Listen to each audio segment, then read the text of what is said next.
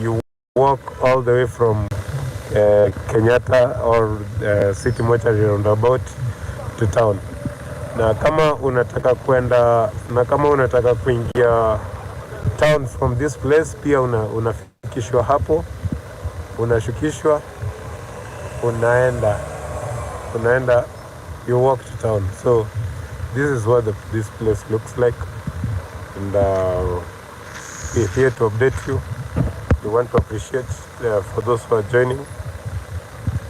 So leo the whole day tutakuwa tunawapatia tu updates on what is happening on ground, how things are going.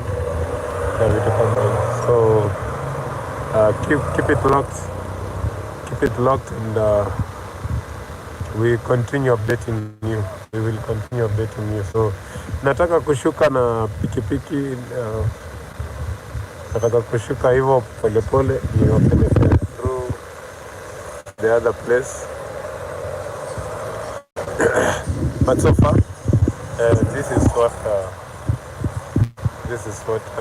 this place looks like.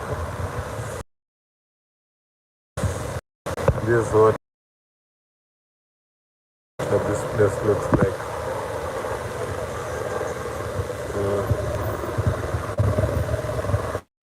And kawaida zile ndege zenye ziofanya patrol Nairobi ndio hizo. Naona zimeingia. Ndege za patrol zimeanza kuingia.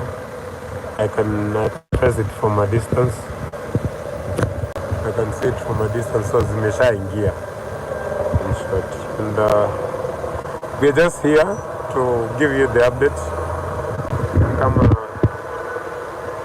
Kama unatufollow for the first time, tafadhali do so, because I'm going to walk down, show you the other side ya nini, the other side ya town vile iko. Then we try and see how things unfold. So for now, let me walk you through. Twende. Umeogopa? Mwanahabari anasema ameenda home. Ai, mapema aje jamani. But anyway, so I just walk you down town. Zile ndege zenyu ndio hizo zimeingia kupiga patrol.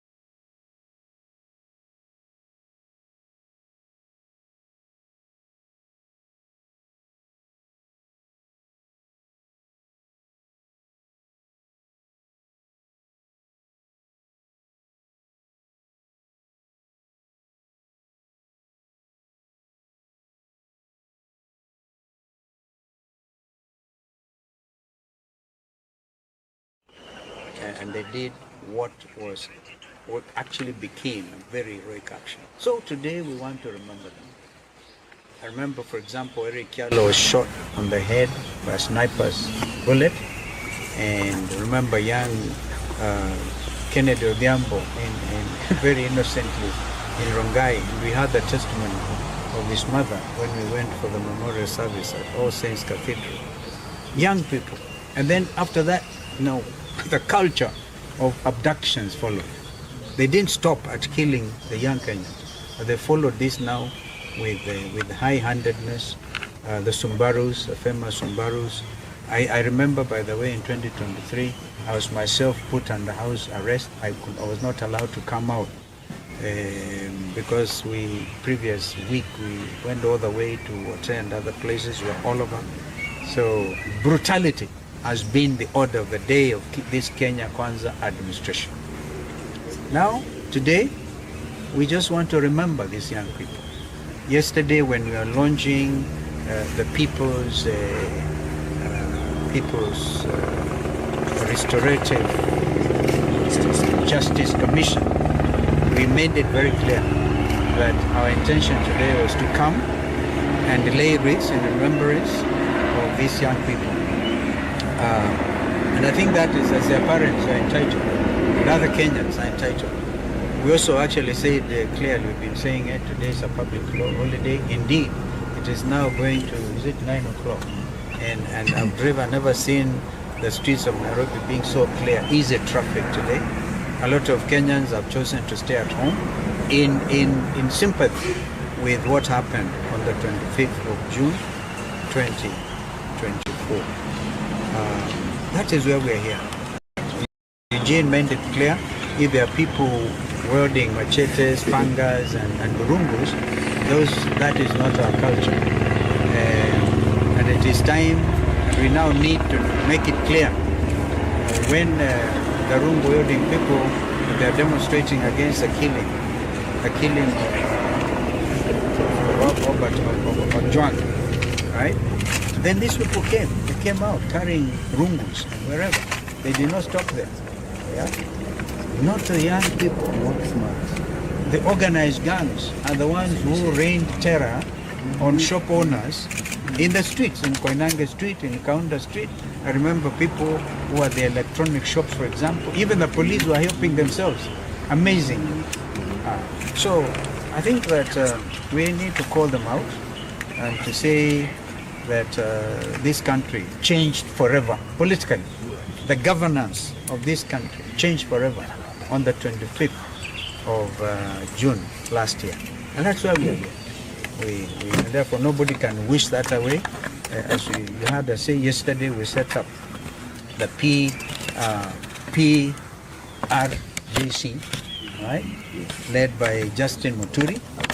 And we know that the world attention will be drawn to that because men and women all over the world want justice. Justice for Juang, justice for heroes of 25th of June. And today, as we speak, not a single penny has been paid by this administration to the either the victims, of course, are gone, but also their relatives, also victims. Not a single penny. And yet we actually remember when for example, ODM joined this administration outside KICC, one of the points in the 10-point agenda was compensation. Even I think in Homa Bay, Raila tried to remind them, okay? Nobody, it's like talking to a stone.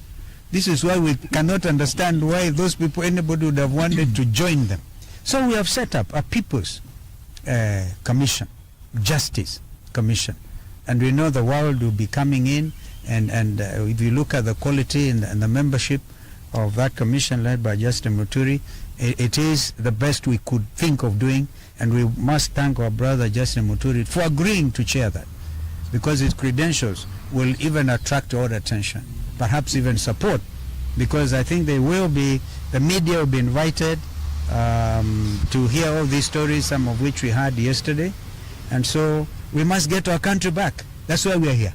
Okay. Yeah. Okay. Maybe to Mheshimiwa Eugene, you've seen the huge security apparatus deployment in town and CBD even at Parliament.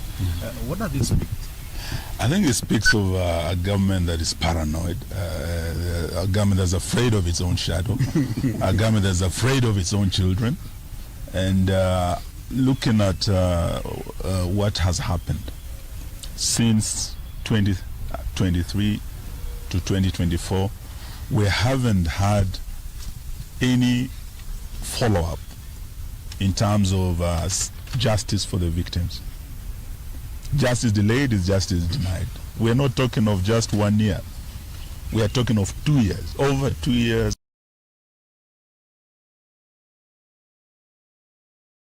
Nothing.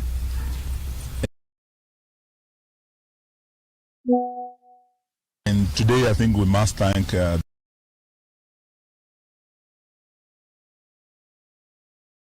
Church for standing very, very strongly with the families.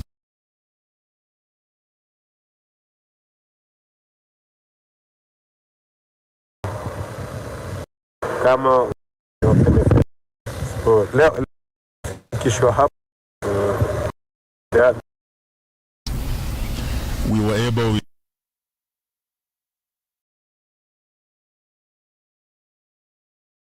and we had all churches coming together, the evangelicals, and they all came together and we prayed with the families and the victims of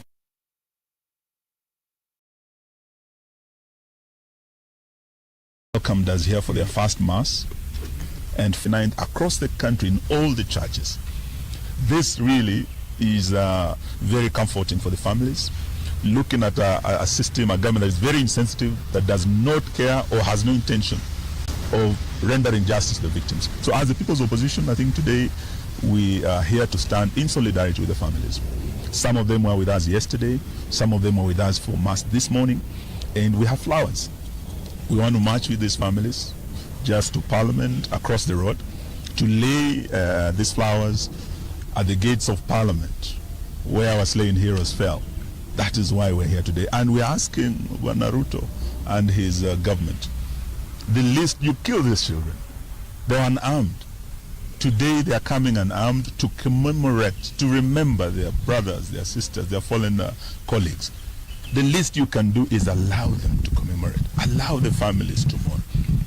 But for you to unleash the heavy security we are seeing here today, and the goons that we know have been mobilized and on their way to this town, is really adding insult to injury. We will not accept this, and we'll stand with the families. Thank you. Thank you. As our leaders have said, we are here to observe this day, the 25th of June, when we lost our children to police brutality. I think I just want to reiterate that this day is a very special day for Kenya.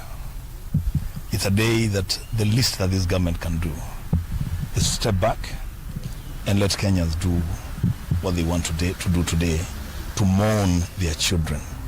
It's very unfortunate that the government would want to dictate to parents, to brothers and sisters, how they will mourn their children. A government can never do that. Let parents come out, let brothers and sisters come out, let Kenyans come out and mourn our children, and we shall retreat back home. We'll have sent the message, we'll have honored these children who are our heroes. In Parliament, I'm here with my Deputy Minority Leader from the National Assembly. As members of Parliament, we shall go to Parliament and lay wreaths in commemoration of the children that were killed in Parliament. The least that the leadership, entire leadership of Parliament can do is to join all of us to go and lay those wreaths in honor of those children and in honor of the institution of Parliament. I thank you. All right. Maybe Minority Leader. Parliament today is surrounded by very interesting. Yeah, thank you. You know, I'm a member of the House Business Committee of the National Assembly, and the last 3-4 weeks, every time we have our meetings, one of the agendas that comes up is that on the 25th of June this year, we shouldn't remember our fallen heroes, and it's surprising, as of today morning, they have allowed that as members of Parliament we can go and lay our wreaths, but they have said that our leaders and the parents and the victims of police brutality, including some who are with us here that were abducted, are not allowed. And you know what surprises me is that this is a people's house. The House of Parliament is actually a house that should be visited by any citizen. Even State House can be visited by any citizen because that belongs to the country, to the people. So I am surprised because they have told us we can go alone. I don't know. I'm even wondering how I'll be feeling there laying flowers alone without the parents of the victims. But since they have said that is the case, that is what we'll do. But then I just want to say that the government needs to stop being paranoid. They need to stop this fear. We are unarmed. You've seen us here. We are unarmed. But if you go outside the roads there, these are very heavily armed police officers. You know, there is almost 20 police officers to every one of us. But you will see them attempt to intimidate us. You will see them stop us from even going into parliament. They've cordoned off the city. They've told people not to drive into the city with their cars. So even though we said it's a public holiday, we didn't mean that people shouldn't be allowed to come to mourn. We only meant people shouldn't go to work, let us mourn together. Otherwise, we shall be doing that work in Parliament, and we hope that today will be a peaceful day. We hope those goons that they normally unleash on us are not released, because if they do that, then they're the ones that will be destroying the country. With those few remarks, thank you very much. Mheshimiwa Mbui, what Yes. becomes of House business? What becomes of House business today? Because they sit in the House Business Committee. There was a direction from Speaker Wetangula that Interior CS Murkomen was to appear today and give a statement about Albert Ojwang. Is that still on? It's not on the, that has been cancelled. It's not in the order paper for today. I mean, even Parliament knows that it might not be business as usual. But I've heard the Interior CS has been walking the streets of Nairobi with Arungu himself, trying to intimidate Kenyans. I think those are the mistakes. They keep making mistake after mistake. He should just stay in his office, allow the police to keep peace. And by the way, they don't even need to be in riot gear. We are not coming to riot. We are just coming with flowers. I don't know whether anyone saw someone hit someone with a flower and hurt them. I think on behalf of the victims, we can have Kavuli represent the rest. So we've come today here to celebrate this special day for us as young people of this country. 25th is very special because that's when the young people, you know, changed the political landscape of this country. We want to say that the police should not be tear gassing people who are shooting us. We are very peaceful, as always you've been peaceful. We want to request the police to give us some time to celebrate in peace. As my leaders have said, we would like to go and lay flowers in Parliament, but we've seen that they put some wire meshes there. Maybe they want to electrocute us. We don't know. But we hope that police are going to restrain themselves from shooting or tear gassing peaceful protesters. I want to request all young people in the country to come in large numbers and air their views, march peacefully. As Robert has said, Parliament is a house of the people. We are allowed to go there anytime we want, so long as we are peaceful, so long as we won't cause violence.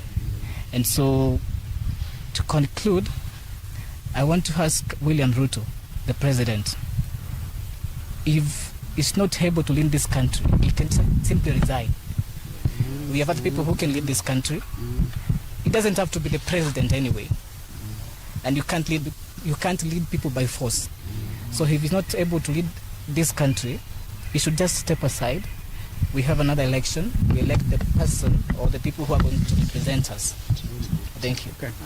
Perhaps, Excellency, SKM, you had spoken earlier, but please speak to this. I like your gear. Thank you very much. Please speak to this. Yeah. The fact that the young people who are to come to the streets today appeared to be very ready for their death.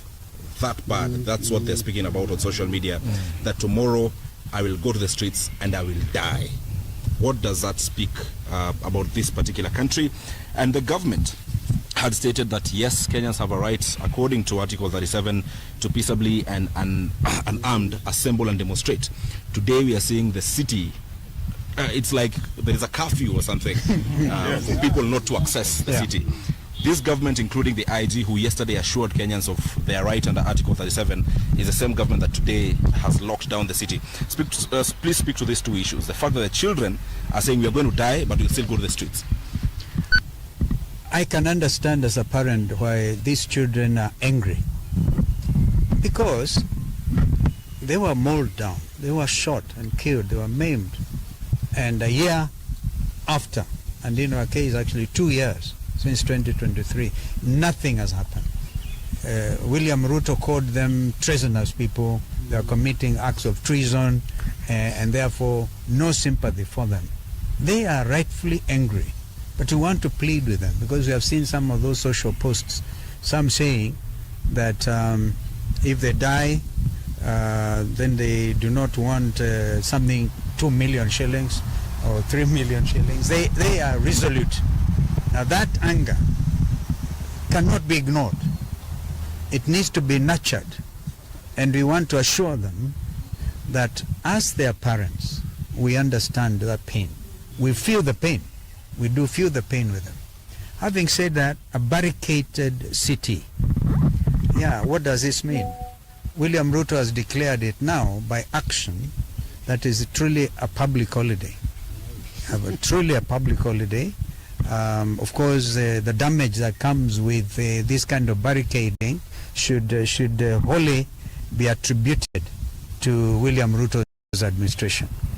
So we want to reiterate that even if they deny us today the possibility of going outside the Parliament, the main entrance to Parliament, and lay wreaths there, I can tell you in the years to come, this is clear in my mind, in the years to come, this will be celebrated as a national holiday, properly, with people able to come to Parliament and without let or hindrance, without having this heavily armed policemen, armed to kill their own citizens. What a shame. So Kenyans must remain bold, Kenyans must remain resolute, and so this is a very important day. In fact, one of the most important days since this country gained independence in 1963. We have had various attempts like amending the constitution and giving ourselves a new constitution in 2010, and actually on the strength of this constitution, these young people came out. And the Article 1, what I'm wearing here, is the only thing they were armed with was Article 1 of the constitution. They are very clear. They're very clear. We have here a document that will stand the test of time. And nobody, no William Ruto, Kanja, or Sakaja can do anything about it. This is a new country. And therefore we must prepare it for the owners, the young Kenyans. As the leader of the united opposition, you repeatedly said that today will be a public holiday to join the young people. What was the plan? You've already mentioned laying of wreaths, which appears, or so far looks like, may not happen. But what did the opposition have in mind when you declared today a public holiday? Because of heavy remembrance. This is not the usual type of remembrance. In 2023, we are not even allowed to come to a church like this, and we really must thank the Catholic Church for their magnanimity and their sense of understanding. In fact, we understand that on the 29th, all the Catholic faithfuls and the Catholic Church, we had this from Bishops Anyolo and Moheria and others, will be commemorating this event. Therefore, it was out of a sense of duty and a sense of nationhood that we declared this a public holiday. We didn't want to gain cheap political mileage because we are not the type to do so. It is out of a deep sense of commitment to this country and the welfare and the future of this country that we made those announcements. Noah Kipimbori from KTN. Yes, no. My question is sort of calling to order the political class.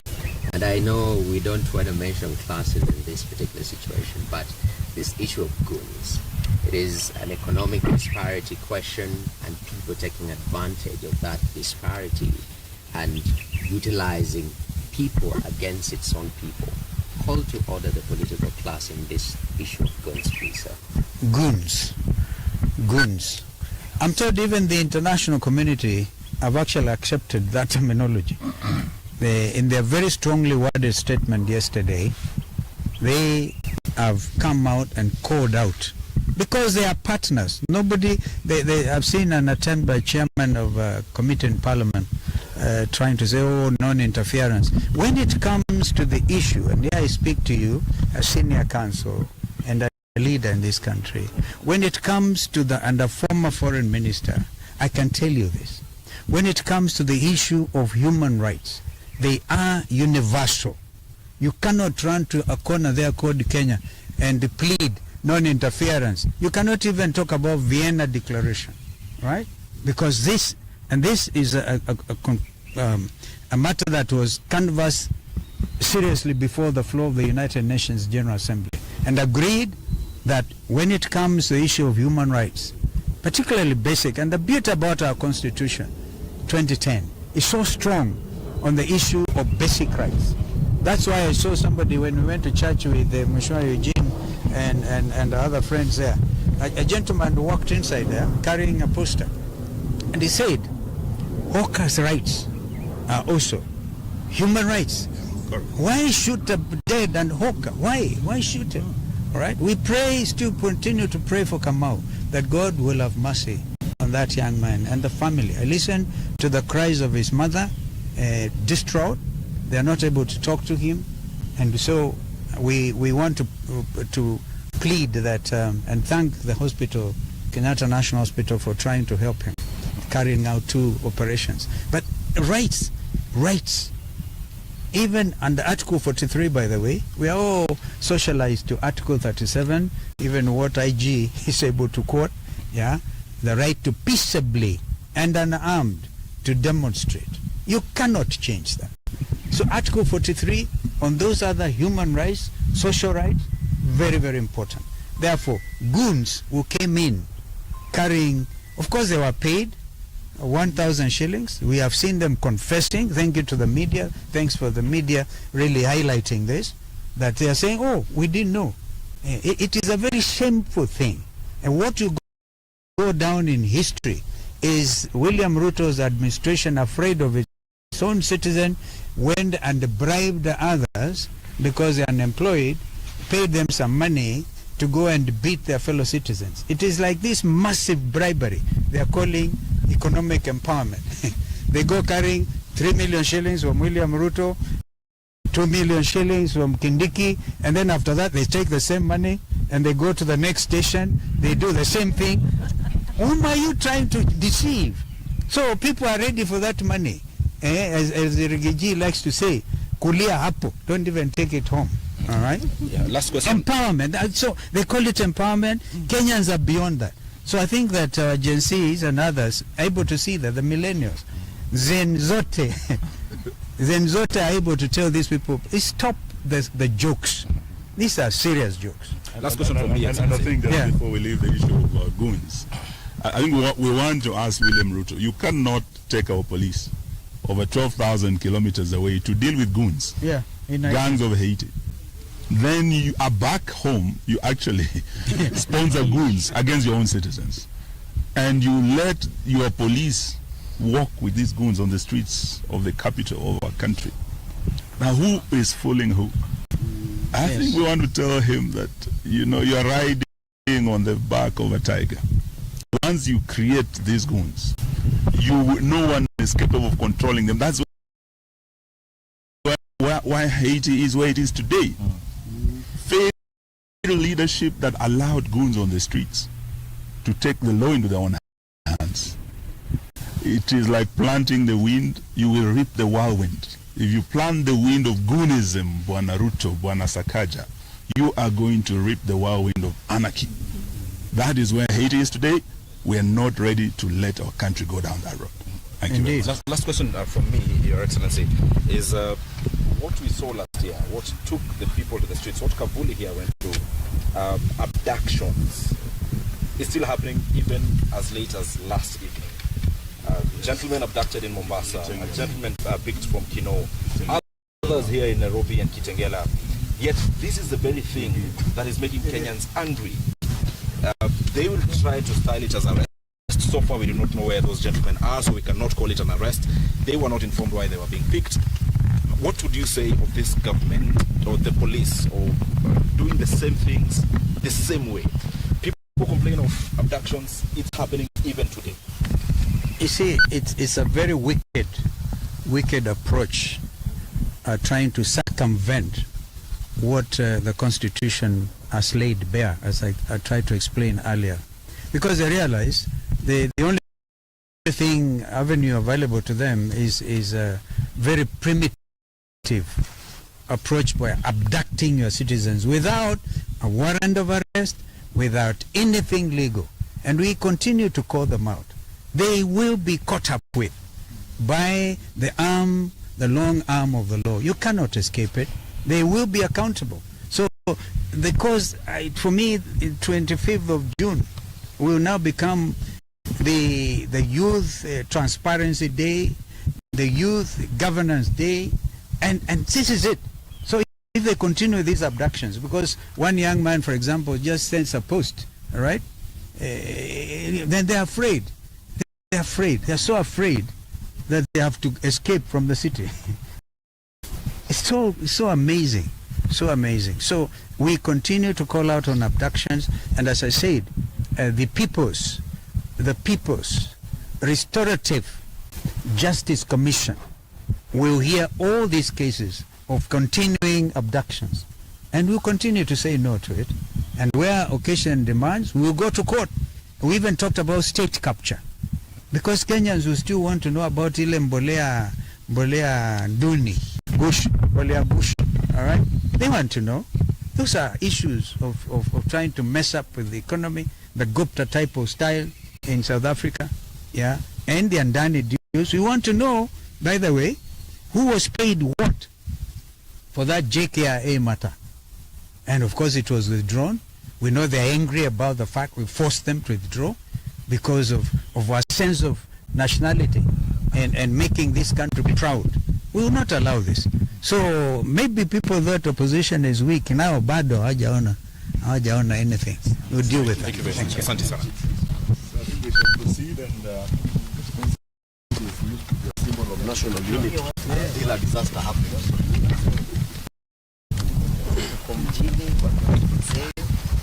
Thank you. Right in the middle of the city. We shall overcome our fear. Watu watokezee, wale wajafika mjini wafike mjini.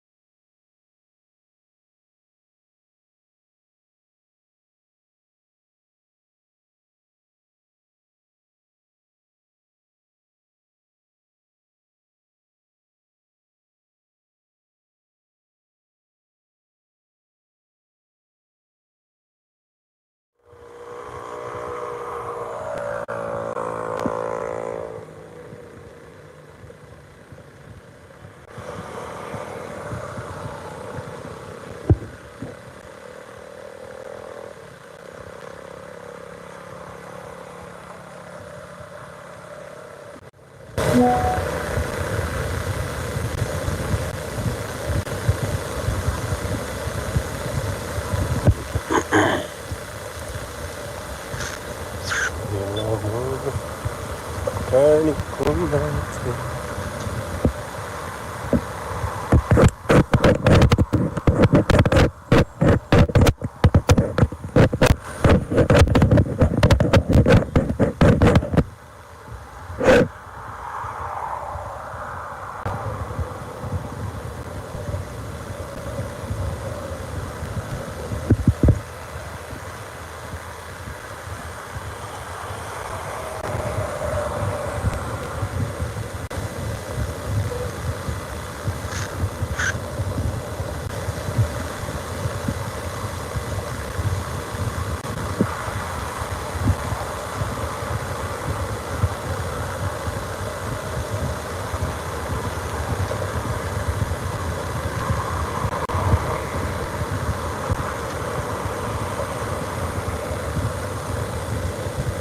Karibuni sana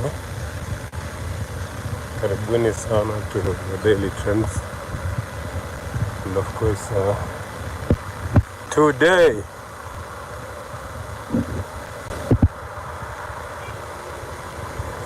so I'm doing an update on what is happening in town. Just doing an update of what is happening in CBD before the day begins.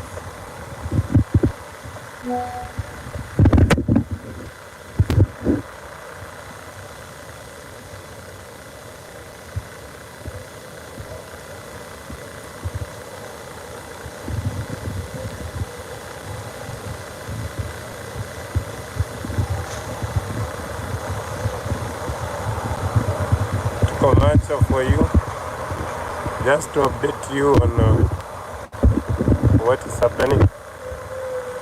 Ndio ninaingia sasa hapa ni roundabout ya CBD, and they said lazima they check everyone who is coming in and who is going out, and so that is what we are doing for you, just let you know this is what it looks like, and the kind of security which is in Nairobi CBD. Security has been beefed up. Polisi wako kila mahali leo. Any car that comes in lazima iangaliwe, any car that goes out lazima iangaliwe, and so that things can flow. And this is now what it looks like. So, karibuni sana for those who've joined our live stream, and as we say, support our youth to support you.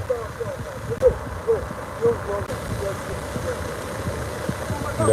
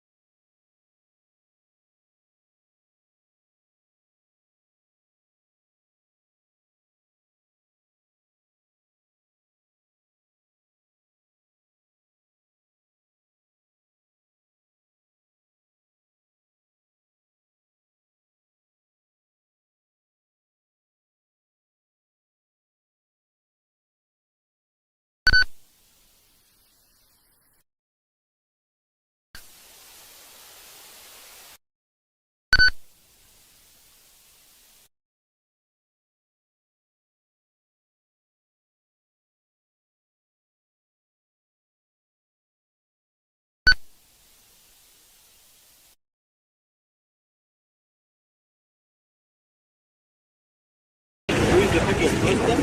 It's now crystal clear. Wanaita gari. Nani? Kitu. Wanasema gari liletwe. Wanasema gari liletwe. Kuja mbele. Kuja. Dalia bari.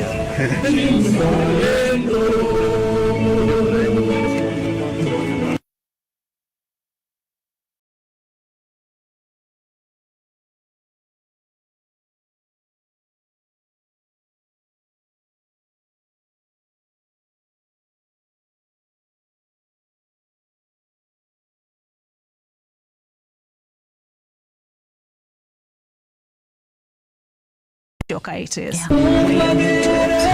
What do you think of what Kawive is saying? There has been no acknowledgement of mission.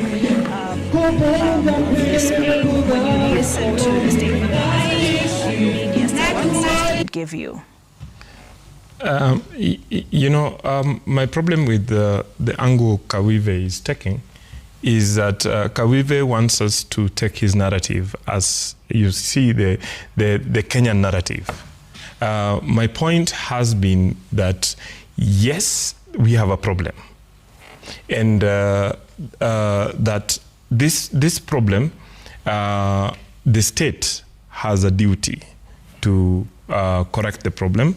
But the state, we must understand the historical context of this problem for us to be able to solve it. Without understanding the root of this problem, we will not be able to solve it. We can change presidents 10 times. But so long as we do not tackle the systemic problem in the police, in how the police is organized, you remember that it is in this country when President Uhuru Kenyatta had actually to walk away from a policy to remove, I'm just giving an example, to remove, traffic policemen from the road because the cartels within the police force had actually ganged up and were now undermining the government. It is in this country when we had a police commissioner called Nyaseda who tried to bring reforms, but then this system cartels within the police force were able to mobilize to actually push him out. What I'm saying is that as a country, we need to come together and solve the problem. We should avoid allowing politicians like Kalonzo Musyoka to weaponize the problem that we have for their political purposes. All right, so Samson, there we've seen the razor wires around Parliament. We've seen the razor wires around State House. I saw a jog. I know Wakili says he gave reason, like he was going to studio and he was led to pass through. But with the razor wire, how are you going to pass through? I saw a jogger forced to turn back. Is this in order? It's definitely not in order, because one of the things, of course, the Commission has done together with other partners is to develop a checklist for policing of public assemblies. And in that checklist, we are very clear on the roles that should be played by the police, the roles to be played by the demonstrators, so that we have a process that is acceptable to all. I think looking at this, particularly what is happening now, is the police have a role to play in terms of facilitation. Can you facilitate demonstrators and those that are demonstrating to reach where they are so that they can go and do what they intend to do? But I think what we are clearly seeing is that there's no facilitation. And therefore, what we are likely to see at the end of it is that it might turn chaotic, because if people are not able to deliver the petition that they wanted to deliver, if they're not able, like the mothers have given very clear places that they would want to go to so that they fulfill their obligations for today, if that is not done, then we are definitely going to get it wrong.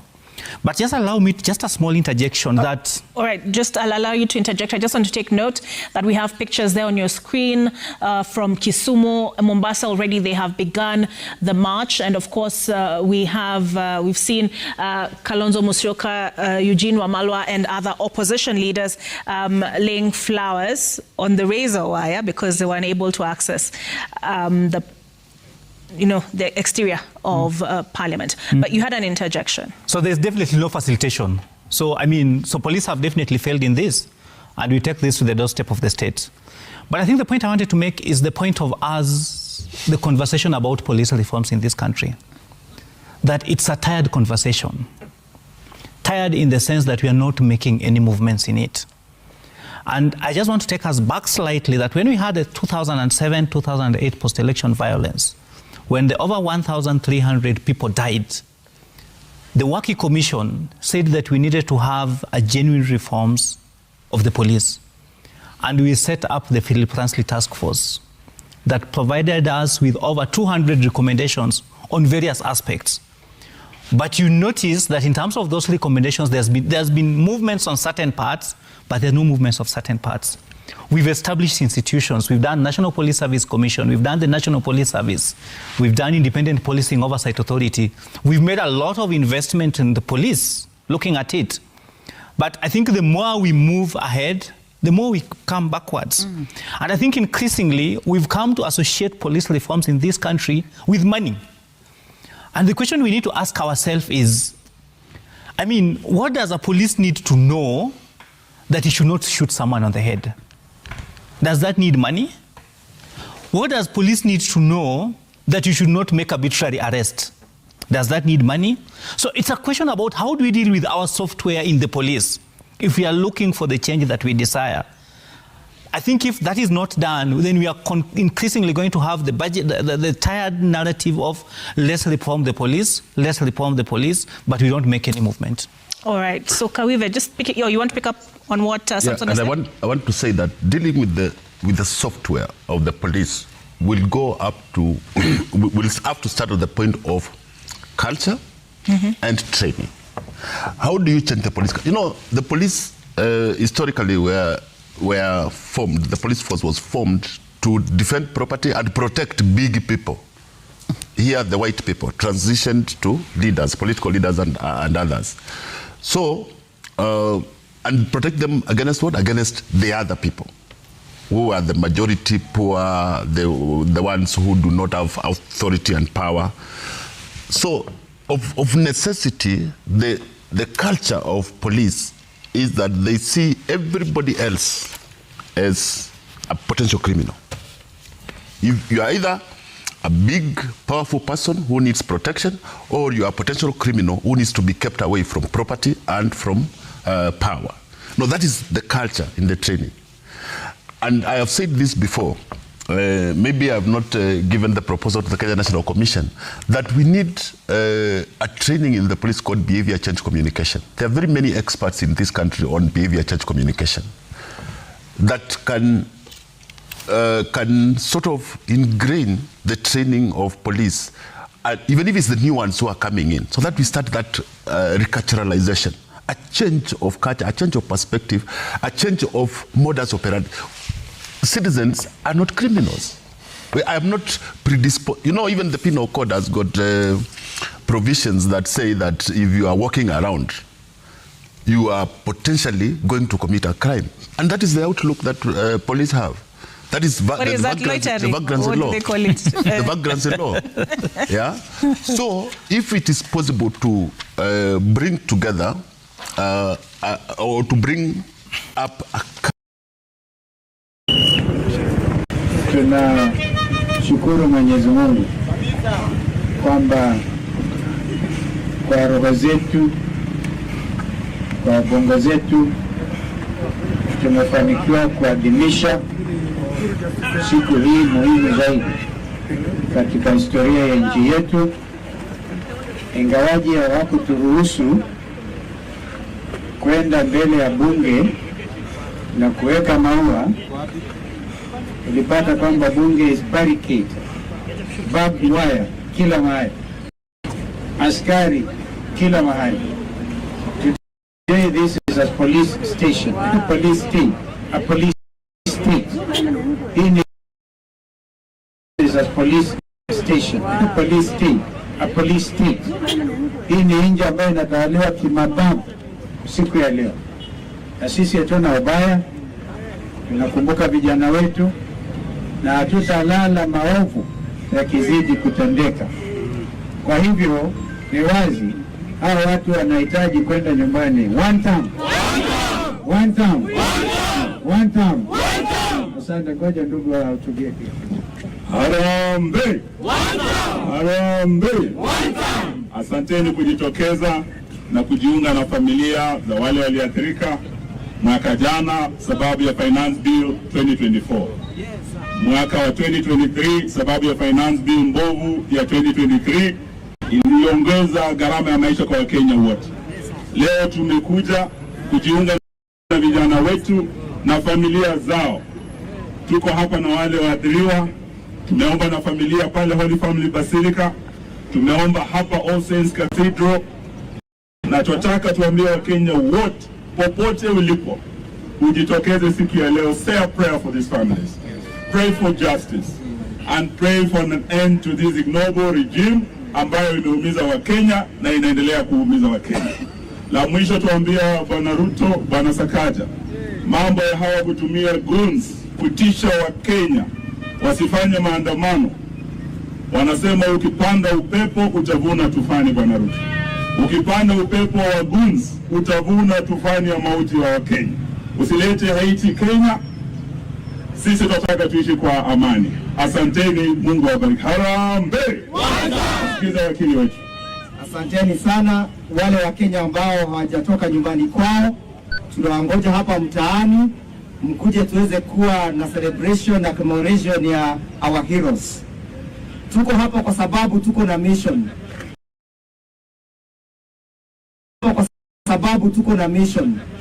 Mission yetu ni kukomboa hii nchi. Na tunaungana na vijana wote mahali ambapo wapo na Wakenya wote ili tupate nafasi ya kujikomboa sisi wenyewe. Ruto shall fall. Freedom shall come. The people shall be free. Free to the people, free. Free. Free to the people, free. Free. Freedom, people, freedom. Freedom. Freedom, people, freedom. Freedom. Viva, viva, viva. Viva. Viva, people, viva. Viva. Down with Ruto, down. Down. Freedom shall come. Sasa tusikie kutoka yule representative wa victims wetu. Gen Z hoye. Gen Z hoye. Tunasema one time. One time. Gen Z hoye. One time. Leo tuko hapa ku celebrate hii siku ambayo ni muhimu sana kama kwetu vijana. We are very peaceful. Ili tumeona kwamba wameweza kubarricade parliament na barabara zingine. William Ruto is very scared of young people of this country. But in 2027, we shall teach him a lesson. Sindio? Yes. No kweli? Yes. Tumewaruhusu wabunge wetu wakiongozwa na Deputy Minority Leader kwa National Assembly Mheshimiwa Robert Mbui na Deputy Minority Leader kwa Senate Mheshimiwa Senator Wambua waende wakaweke maua huko ndani, kwa sababu wana hasira sana kwamba viongozi wao wamezuiliwa, lakini sisi tumefanya yale ambayo tulikuwa tumetarajia. Kwa hivyo tunaomba tufumukane. Wakenya kila mahali mulipo, kataeni siasa ya kutumia nguvu, siasa ya kutumia guns wherever. Na kwa hivyo Kenya haitakuwa Haiti kamwe, hatutakubali. Kwa hivyo Kenya, fanyeni maandamano ya amani. Mkiona magun mjue hawa ni wa William Ruto. Bwana Yesu asifiwe. Thank you. Harambee.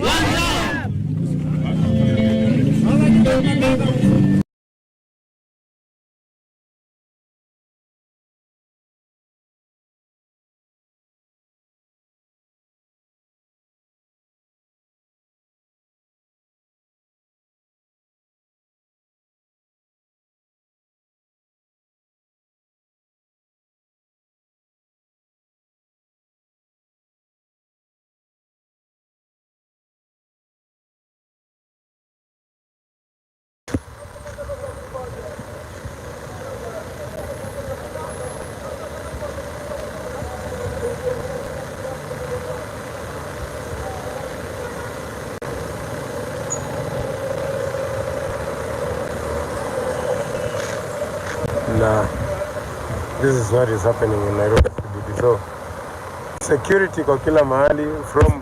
We've come all the way from River Road or from Ngong Road, and that's what you can see, like police security. It's like kwa kila mahali. So now you have to police security. It's like kwa kila mahali. So now you have to come through all this.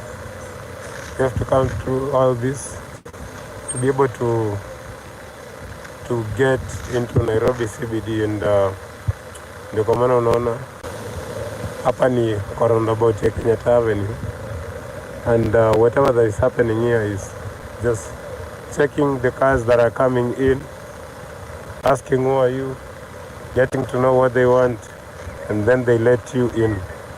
They check you. They see if you're able to go in, they give you access. But if you're not able to go in, they tell you niaje hauwezi under this direction. So that's what is happening in town, and this is along Kenyatta Avenue. Na hapa ndio tumefika saa hii, tunawaletea update on what exactly is happening, and everybody who is here is doing their job. The police also come. They ask you, who are you? What do you want to do? And where are you going to? Maybe perhaps they even engage the people who are walking in and walking out of town, because everybody leo ni lazima uonyeshwe anyway. So that's what is happening. But from what I can see, because now this is ndio ninaingia town, na kama wewe umejoin hapa hivi ndio umeamka, nataka tuingie town pamoja. We get to see what is happening in town, how things are happening. Unaona watu walishukishiwa Ngong Road ndio wametembea wamefika town, wengine wakashukishiwa pale roundabout ya Nairobi Hospital ndio wametembea wakaweza kufika. So everybody is coming in by foot. Hauwezi ukatumia gari ama kutumia nini kuingia town. So you have to walk from here. Ukifika hapa unaulizwa. So watu wengi wenye wanaingia hizi magari zote mnaona ni gari za kutoka Waiyaki Way all the way zikiingia town. But gari kutoka Ngong Road aswa pale Integrity wamefunga, and all other places kumefungwa. So whoever that is watching this, thank you so much for joining this live, and I want to appreciate you because you've taken your time and be able to go with us through the day. Na tuna appreciate sana. Don't forget to subscribe if you get a chance to, because mukisubscribe ndio mnatujenga. Mukisubscribe ndio mnatujenga. So as you can see, for someone who knows Nairobi CBD, kumekauka. This is what it looks like. Like hakuna watu wenye wako ni hao watu ambao wanatembea wanaingia town kwa mguu, and those wenye waliingia, kuna wale waliingia mapema huku, kuna wale vijana ambao wanasema wamelala huko wakingoja kufanya kujoin maandamano. And you know, even we've seen videos online, people say that we've traveled all the way to come and join our brothers and sisters in the streets. And so this is what it looks like. This is what the city looks like. Hakuna magari zenye ziko ni kidogo sana, and as you can see, afande huyu ni kama ni wa kuchunga biashara za watu mahali. So I'm along Uhuru Highway, Kenyatta Highway, sorry, and this place mnaijua tu. It's normally a busy place, very busy, but they've decided leo ni holiday. This is what it looks like when the young people say ni holiday. Leo, this is what they Nairobi looks like when they say holiday ni holiday. So just want to bring you to town. Wanted to tuwapeleke River Road, tuwapeleke wapi. Like you get to see how things are happening. But for now, thank you for joining. I really appreciate you. Nawashukuru sana for joining because bila nyinyi hatuwezi. Bila nyinyi hatuwezi, and I'm just taking you through this town. Yesterday night I was here, nilionyeshikia watu how things are happening. For those who watched jana jioni wakati nilienda live, I think muliona something different na what you're seeing today. I think muliona something different from what you're seeing today. So I don't know what's happening up there. And yeah, kuna watu kuji. Oh, sawa sawa. Ni kama kimbikimbi zishaanza waku. Zinaambiwa huku juu ni ku serious business. Naambiwa this side of town is serious. Watu washaanza.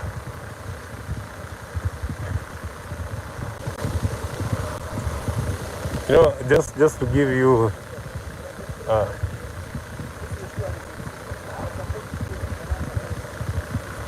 can you say that from come? You know, for tourists, 1.2 million tourists. How is that? Now they are going to Uganda and Tanzania. Why do all the time the high season comes, we lose this job? Yeah, we need to have to know this is our country. Yeah. We have to be mature, like how Matiang'i say, we sit all us as grown up. We solve our problems, like a national elite. This is the time we get 1.2 million tourists for 3 months. Now you have destroyed like last year. What are we making? We are destroying the nation. So you want to, when you approach this thing, go in a mature manner. Yeah. So for you, what do you think is the solution? I don't enjoy for this high season. I don't enjoy for this. This is not the change we are looking. We are destroying the economy. And we are common people. We are the one who pay tax.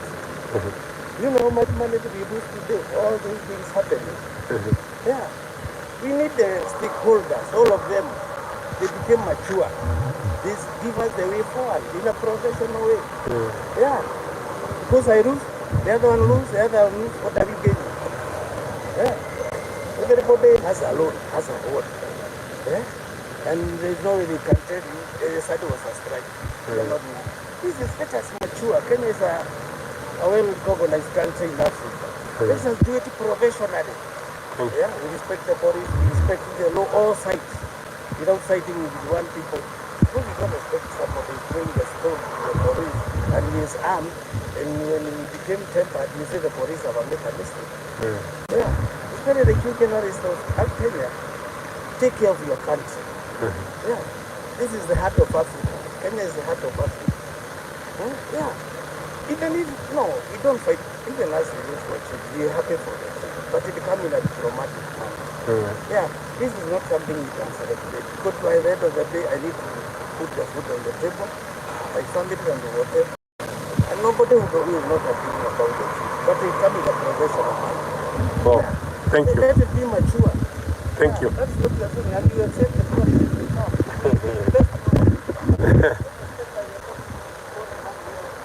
Wow. Nasikia tear gas inanuka huko.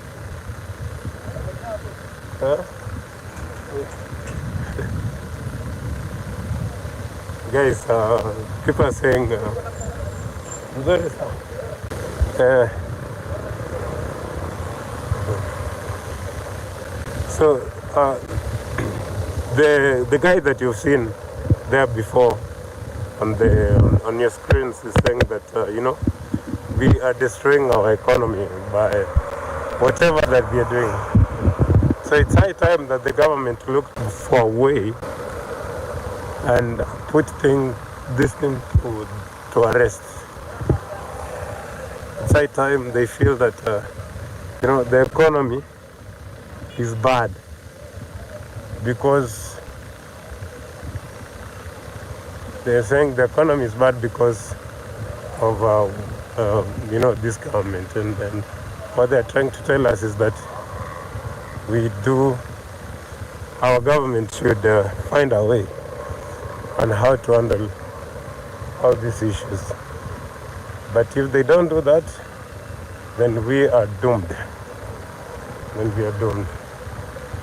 Hakuna maandamano iko hatujui. Wacha niseme kama iko ama hakuna. Because watu wanatembea wanaingia town. The only thing yenye haingii town leo ni magari. That's the only thing yenye haingii town. But vitu zingine zote zinaingia town. Pikipiki zina access town. Watu wana access town.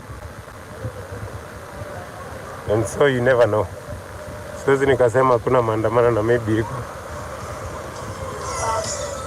I don't want to mislead you people. I don't want to be the one misleading you, so ndio tunaingia.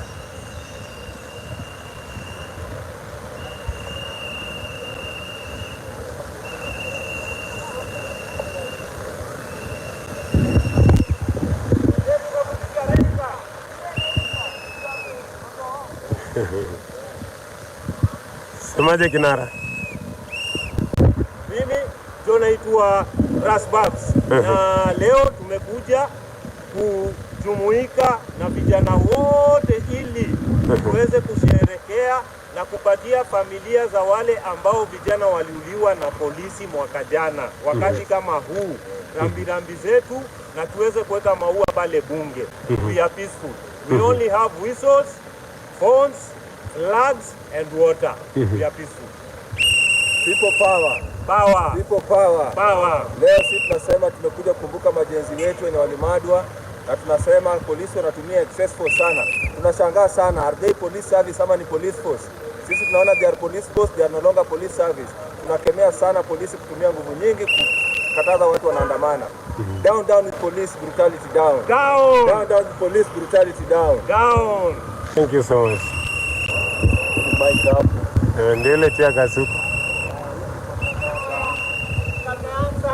Kameanza.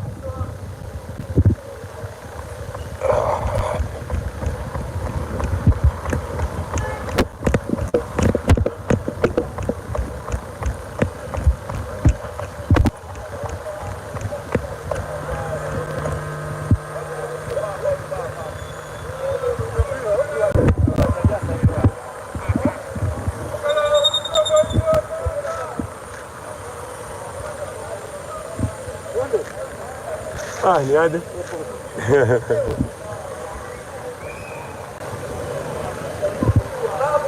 Ni akina nani sasa hawa? Tunaweza kuwa tunakimbilia story. Kumbe ni maandamano.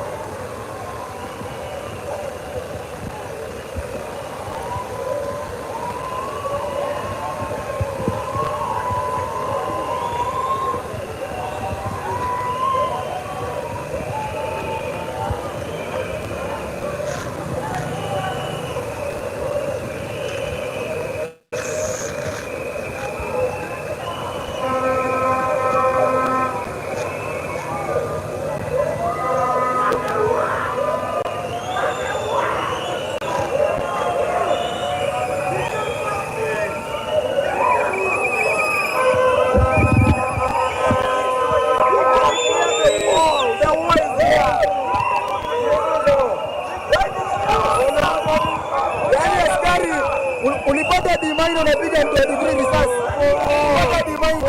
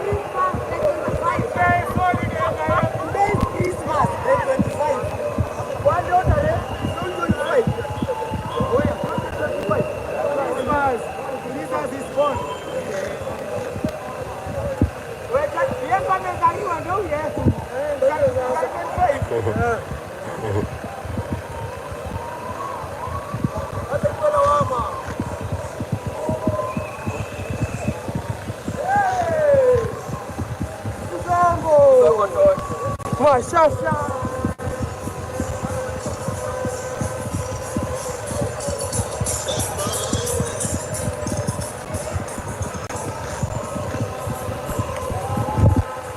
Oya.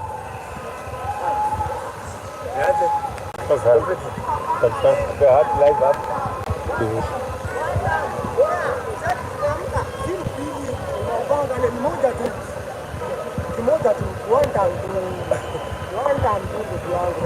One time siku chombo.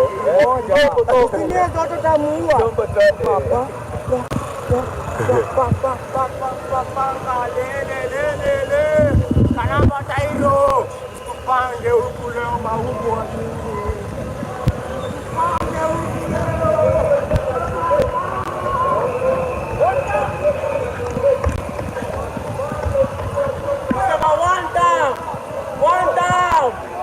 One down. Just double.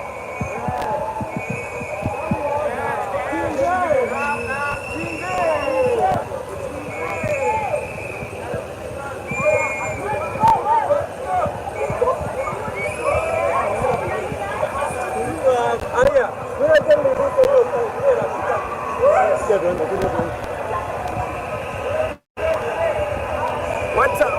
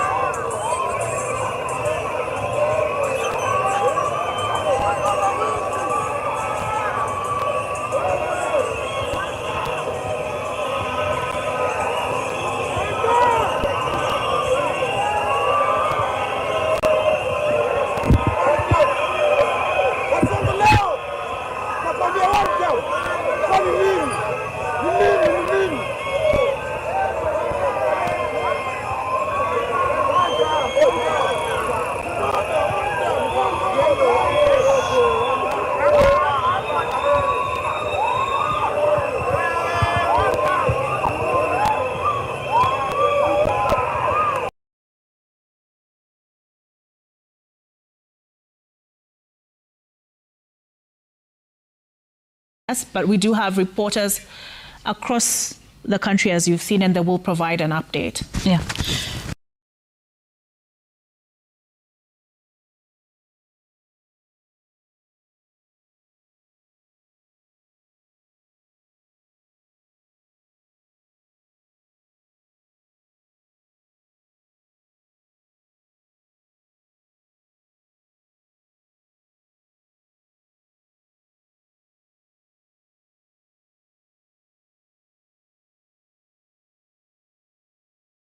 Police officer should be held accountable for their individual actions.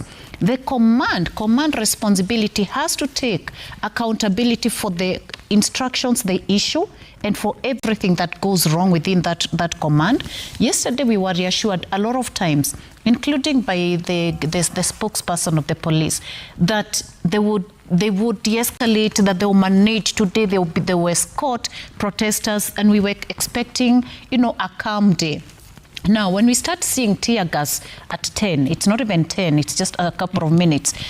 And what we were seeing before, only we were watching the same screen. It was peaceful protesters, and I repeated, please watch the screens, because it's important that we see. They were not armed. I don't know what has led to the tear gas. We are not privy to that part of the screen.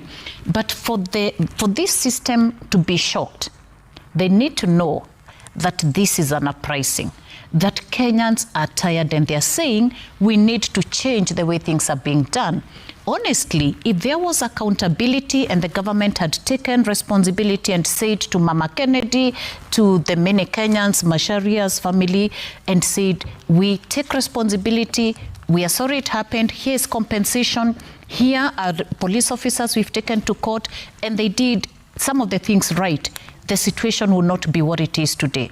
Why Kenyans are frustrated is because no one is taking accountability, and that is serious, and we need to start calling the shots as they are. Now, when it comes to the segregation of duty, and Samson has mentioned that. Okay, so hold on that note, segregation of duty, so that also Wakili can come in. Wakili, what do you say to the statement that has been made by Wangeshi? She says the government is not listening. Yeah, if it is about the tear gas, I would... Not about the tear gas. No, it's not about tear gas. No, it is not about tear gas. It's about what has been happening for the last years. It's about the killing of 67 people in 2023, 63 people in 2024, media 2025, we had 42 people. And that's not just it. There are lots of human rights violations, Yvonne. And what we are calling for is just an end to this, because the law provides for that. I think just clarifying that yes.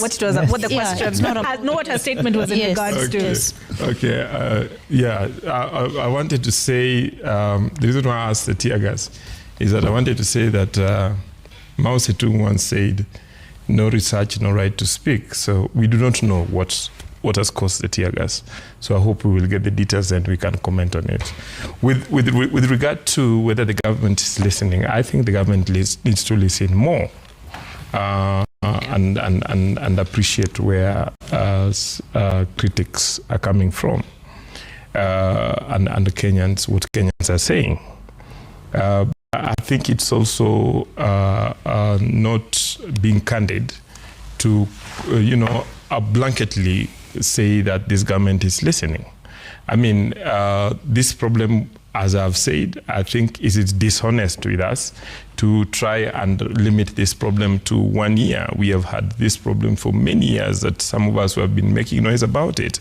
The executive and the presidency has been quiet about this issue over the years, and that it is this government that where we first had a president that came out and accepted that, yes, we have a problem. and yes, and even apologized in public. Whilst that may not be enough. Wait, this government did that when?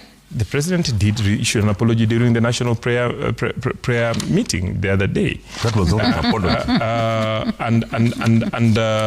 And my point is, whilst that is not enough, and we should demand more of the president, because our president, we need to recognize what has happened.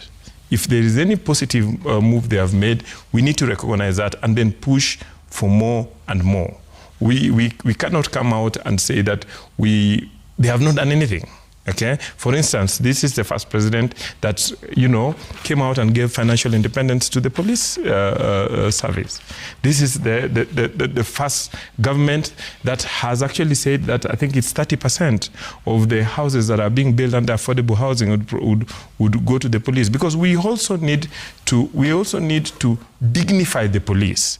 When we want them to be responsible, the police are living in dignified and in situations.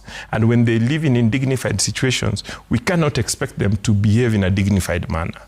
Okay? And so the other day, the CS for Interior came out and said, declared after Ojwang's death that he's directed as a matter of policy that all police stations should have CCTVs. And I am hoping that we should first celebrate that, then push for every police vehicle to have cameras, and that we should spend a little bit more money to just have a body cam on each and every policeman. What I'm saying is that we must make progress, but we must recognize the steps that we are making, even as we acknowledge the challenges. Yes. So for me, I pursue and sue for system change. I refuse to engage in personality accusations. And I have always had the view that we can remove this government and put another government, but unless we sort out the root problem that is there in the system with the police, we will still face the problems we are facing. Okay. Yes. Yeah. All right. So, Samson, I know you wanted to talk about the Wangeshi there? I was talking about structural segregation or what? Yes. I was saying if each of the agencies, if each of the, whether it's executive, the police, the judiciary, if the parliament, if each of them played their role right and prioritized human rights and the safeguarding of the Constitution of Kenya, we would be very, very far and very different. But what we are seeing is a lot of interference. Okay. Interference with the agencies that are supposed to investigate, to prosecute, interferences with the judiciary, and a parliament that has been, I don't know how to say it, but they don't seem to have the powers to make the right decisions. For example, budgeting in terms of allocation for some of these, agencies. The Kenya National Commission on Human Rights, what is the budget that they have been given for this year to undertake their mandate? This is an office that does tremendous work, a lot of work, but I think they have, is it 0.5? Slightly below half a billion. Slightly below 0.5B. So if you give them a budget that allows them just to pay for their salaries and just manage the office, how will they undertake their mandate? So because you're asking about what will change and responding to his question around systemic change. Systemic change comes around when institutions perform as institutions the way they are mandated and constituted. Yeah.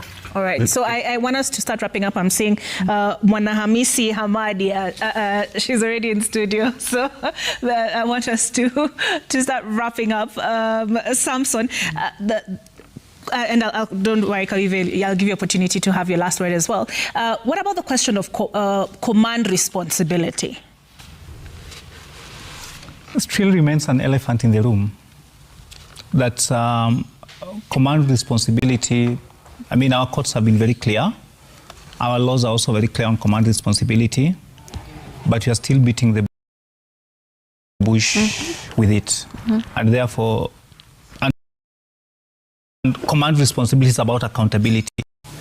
is about ensuring that as you take leadership roles within the police service, if it is within a particular police station, if it is for an operation that is being carried out, that those that are commanding that operation must also be held to account in terms of doing what is required by law. Okay. Unfortunately for us, our command responsibility has remained at that.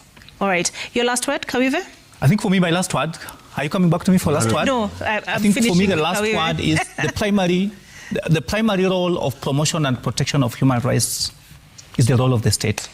And we are looking towards the state to ensure that that role is done and done well. Thank you. All right, thank you. Kawive, last word? Mine is just a point of information and education that when we have more than 60 people who have died, several have been disappeared, and others have been tortured and maimed. And the president stands up to say, if I did something wrong, forgive me. That's not an apology. It's a mockery to Kenyans. Because the president must know that the buck stops with him. The buck of the death of these people, the buck of the torture of these people, the buck of abductions. And when he says, well, I think when he said that those who have been abducted have been returned, he was taking responsibility. Only that some have not been returned. But therefore, we need the government, starting with the police, the ministers, the president, to just come clean and ensure the mechanism of accountability provided for in the Constitution are followed, and that we get justice for the people who were killed, maimed, tortured, and abducted.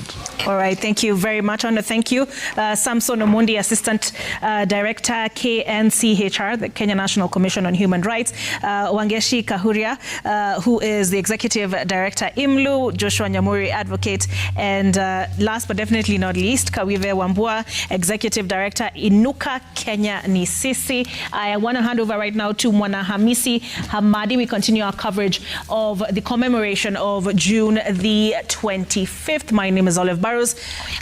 Get home safe. Thank you. Thanks. Thank you. You will get home. Can I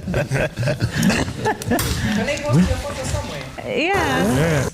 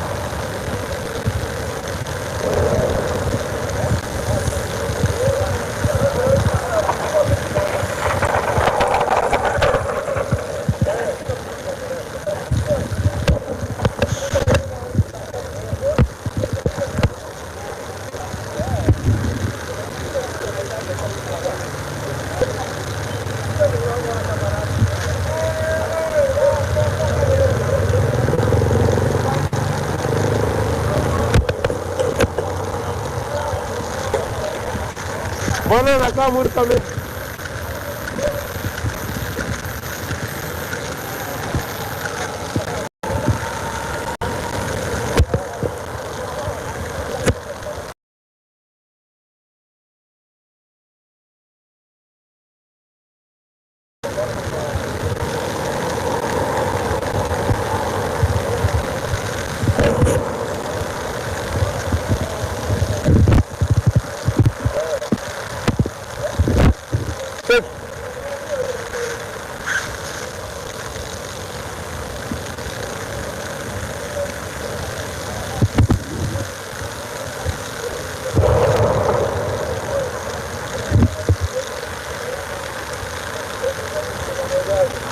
kufikia kazi.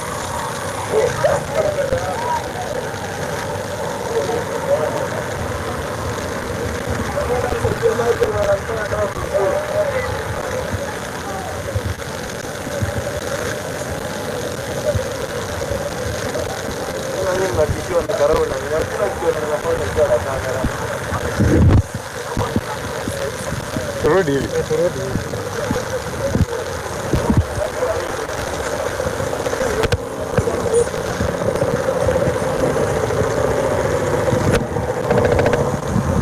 So guys, we are in Nairobi CBD. And of course mnaona leo wameamua kupiga hata journalist. Every now and then tunatupiwa tear gas.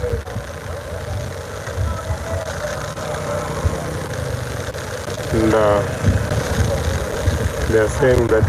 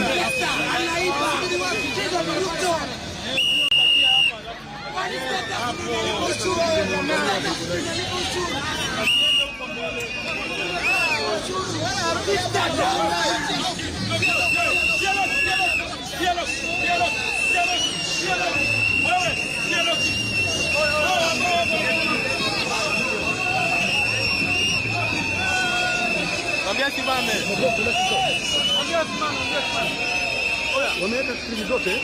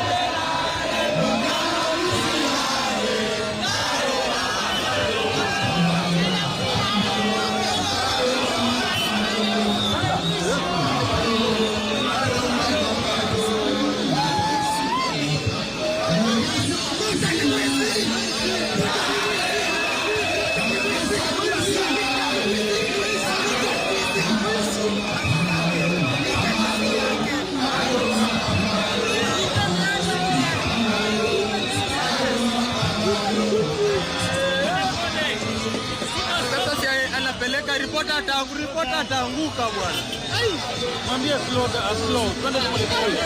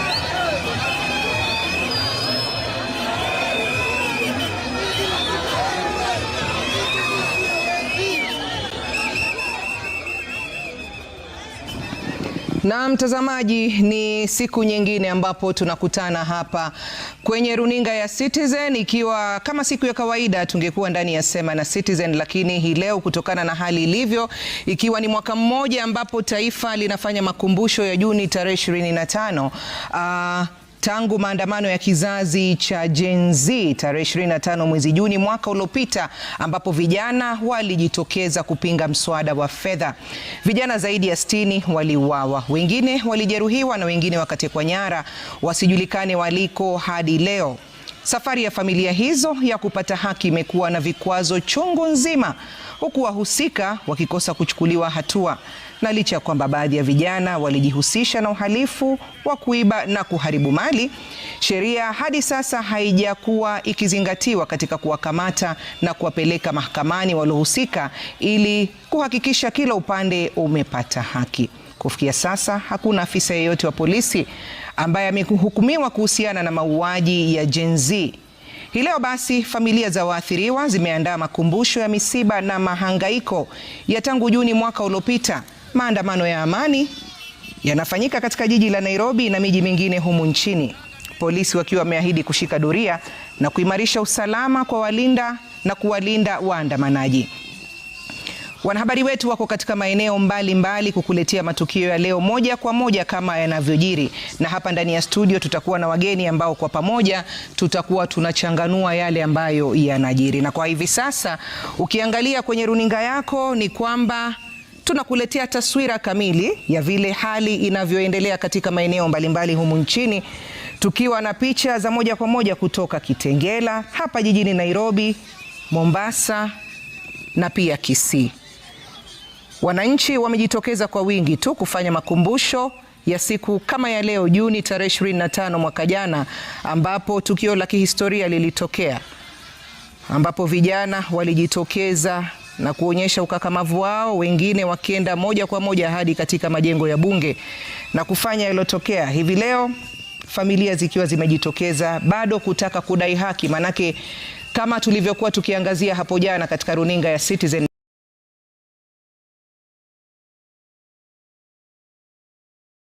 People power. Power. People power. Power. Leo sisi tunasema tumekuja kukumbuka majenzi wetu wenye walimadwa na tunasema polisi wanatumia excess force sana.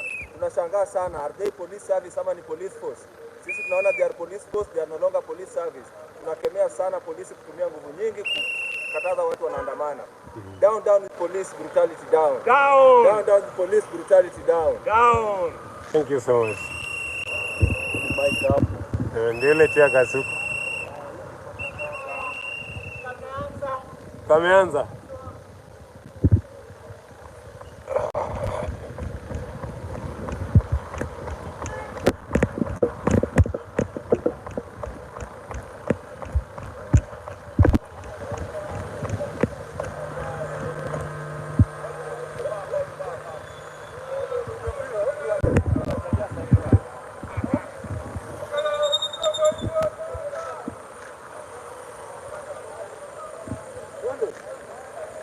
Ni aje?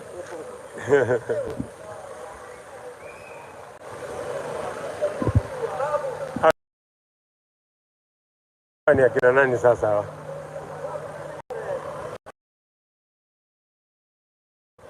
Tunaweza kuwa tunakimbilia story.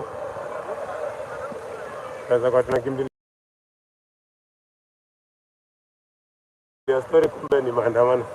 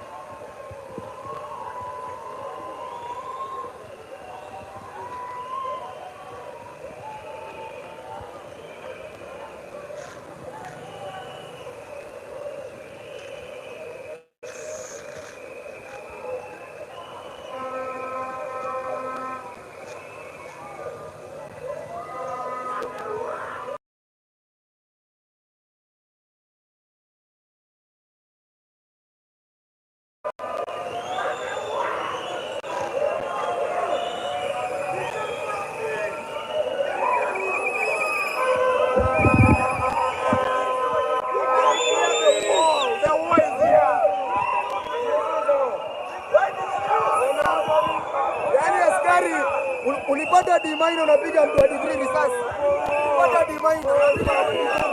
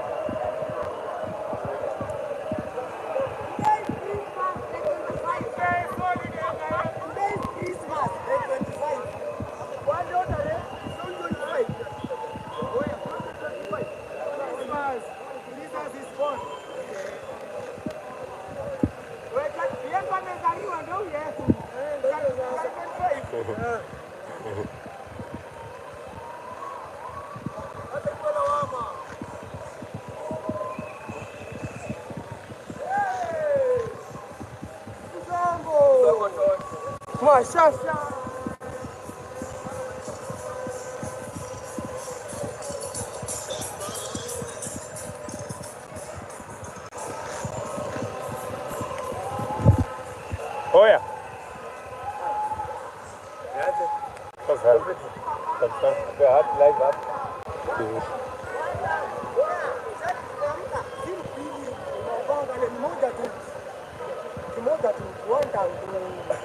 One time si kizombo. Usinie zote tamuua. Kizombo tote.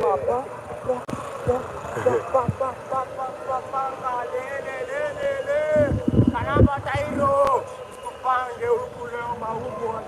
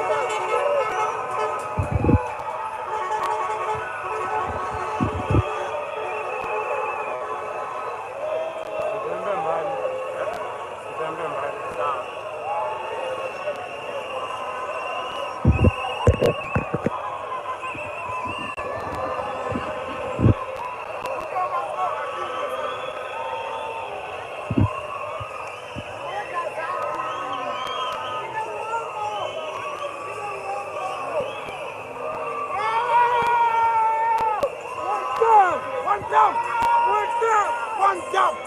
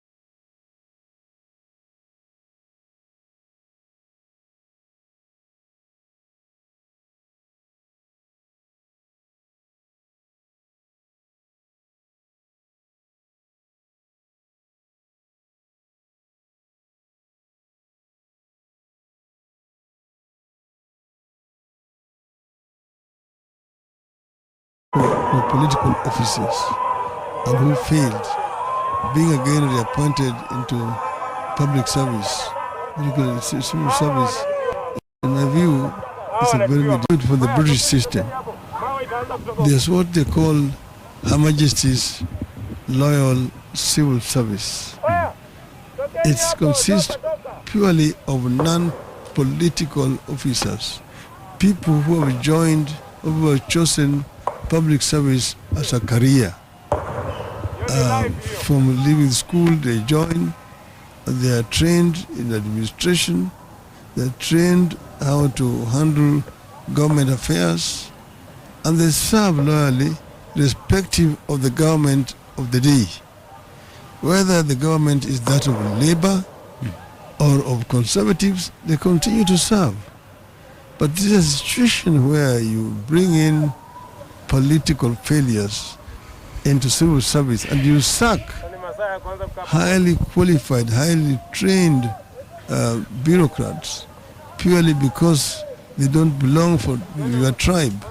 In my view, is a very, very misguided and unfortunate development. Apart from that, I know that we are running out of time. We have so many young people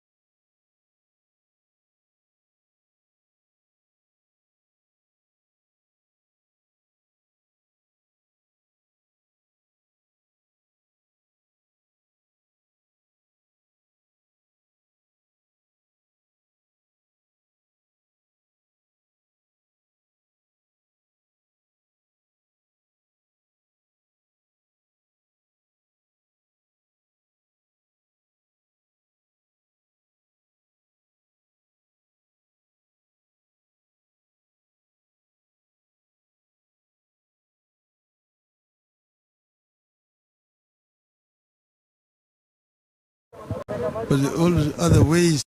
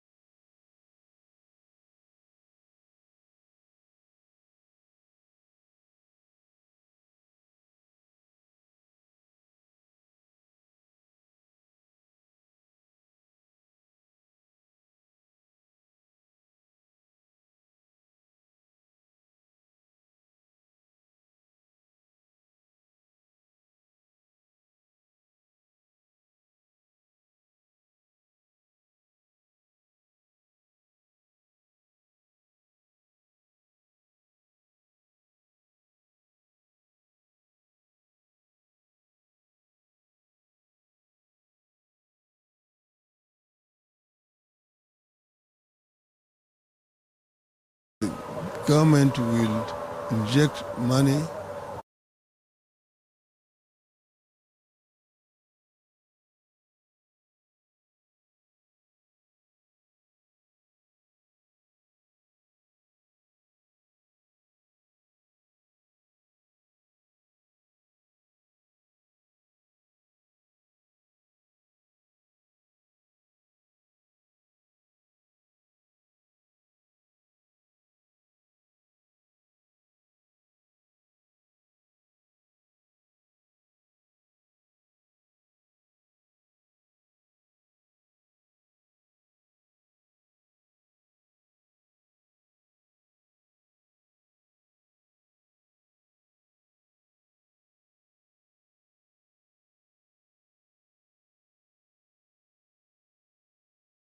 Homa Bay hakuna kelele mingi huko. Lakini sasa Nairobi kumekuwa nini? Hiyo ni kusema kwamba uongozi una shida. We are not issue oriented. Sisi hatuangalie mambo vile yalivyo, tunaangalia tunachipenda ni nini itatufaidi hapa. Kwa hivyo hapa kuna mambo nitafaidika nini ndani yake. Sawa sawa. Bashir, nakuona ni kama unataka kulichangia, pengine utupatie mtazamo wako na wewe katika hili. Wajua wale ambao sasa wanaandamana ni vijana ambao wamepata shida mingi na serikali. Most of them wametoka kwa universities, ni watu ambao ni wote ni wasomi by the way ukiangalia kwa wingi. Hawa ni watu ambao waliahidiwa mambo mingi wakati ambapo serikali ilikuwa inafanya kampeni. Na kwa kawaida kama Mkenya ukienda wakati wa uchaguzi unachangia kwenye kura, unachagua kiongozi wako ili akuwe rais wa nchi kwa miaka 5. So kama tuko na 5 years contract na rais, swali ni moja. Je, akifanya makosa ama asipofanya yale ambayo hao wananchi walikuwa wanatarajia, tuko na njia zipi? Njia ya kwanza ingekuwa ni bunge kupata mswada kudiscuss tabia ya rais ama kazi ambayo jinsi ya utendakazi wa rais ili waweze kumgatua. Hiyo sasa hatuko pale kabisa, pale tumetoka. Kwa vile tumepata bunge ambalo hatujui nani ndio wa serikali na ni nani wa opposition. Hiyo ni jambo moja. La pili sasa ni, je, kama ni miaka 5 na kwa sasa amekula zaidi ya miaka 2 na kuna shida mahali kwa sababu maisha wa Kenya hajabadilika, itakuwaje? Njia ya pili either ni rais kujitoa kwenye mamlaka yeye mwenyewe kuresign ama tungoje ule wakati. Sababu ambapo tunapata wananchi wanajitoa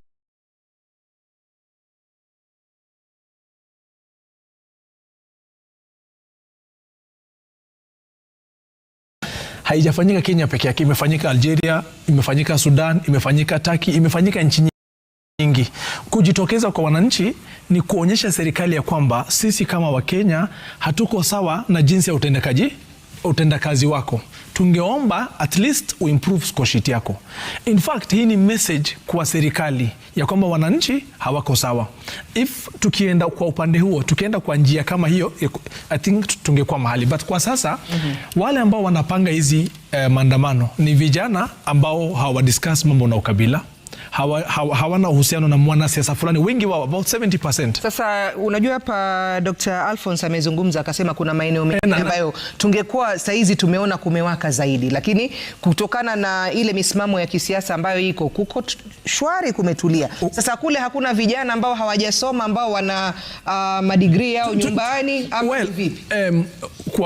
Kwa ukweli tumezoea maandamano upande wa Kisumu, Migori, Homa Bay, upande I think pande hizo kwa wingi. But kwa sasa tuko katika hali ambapo kuna Mkenya ambaye ametolewa Migori akapoteza maisha yake huku Nairobi. Maandamano ukafanywa siku zilizopita.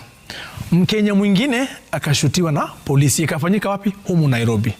Wanaharakati wakijitokeza wanajaribu kulaani yale matendo ambayo yamefanyika. Tungeangalia mambo na regions, ukiangalia hawa ambao wanafanya ile maandamano hapa Nairobi, huwezi jua nani ni wa wapi. Na hata yale maswali yako kwa hawa vijana. Hakuna siku ambao wakijitokeza wanaulizana, je, wewe ni wa upande upi wa Kenya? Actually, sahi tukiona wanasiasa wameingilia ama wafike pale, na jinsi ambao walikuwa wanaandamana itakuwa imepoteza.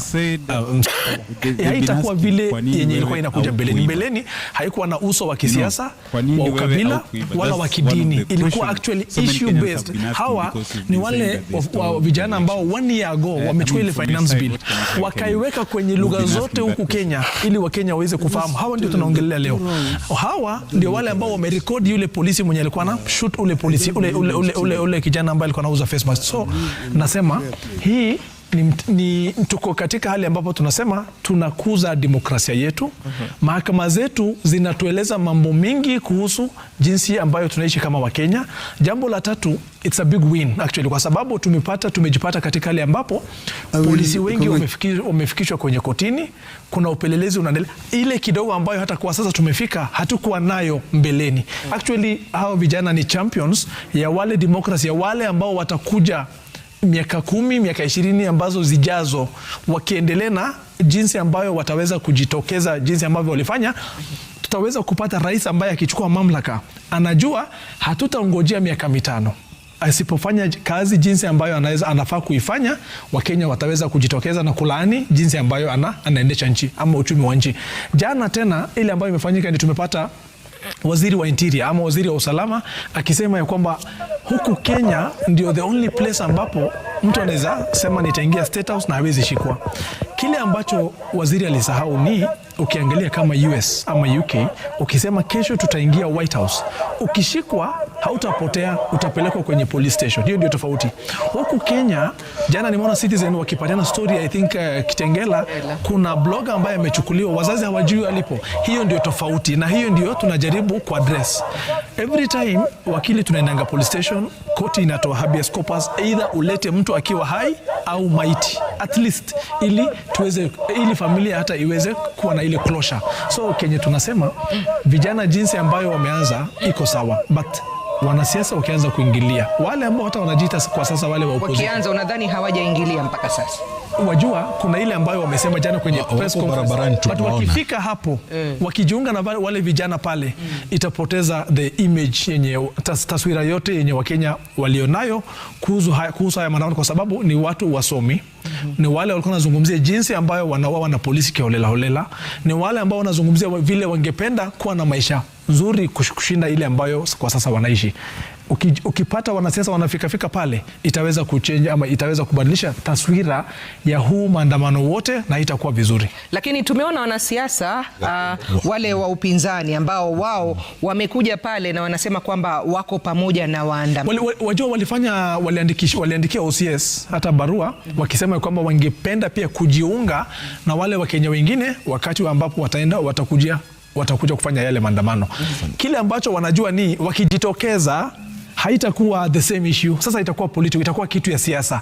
Initially tulikuwa tunaongelelea hali ya nchi yetu kidemokrasia, human rights, vile polisi inatreat wa Kenya, but kwa vile sasa wameanza kuingililia, wameharibu ule mchakato, wameharibu ule msimamo, wameharibu sasa iwe inakaa kitu jambo la kisiasa, na hilo haitakuwa nzuri kwa ule maandamano ambao vijana. Heri wale vijana waseme hatutaki mwanasiasa yeyote aweze kufika pale, kwa sababu wao ndio mwaka uliopita hadi wa sasa wao ndio waliumia, wakashikwa, inawezekana hilo Bwana Elijah, kwamba wananchi waseme si tunataka tufanye peke yetu tu, hatutaki kuungwa mkono na upande wowote.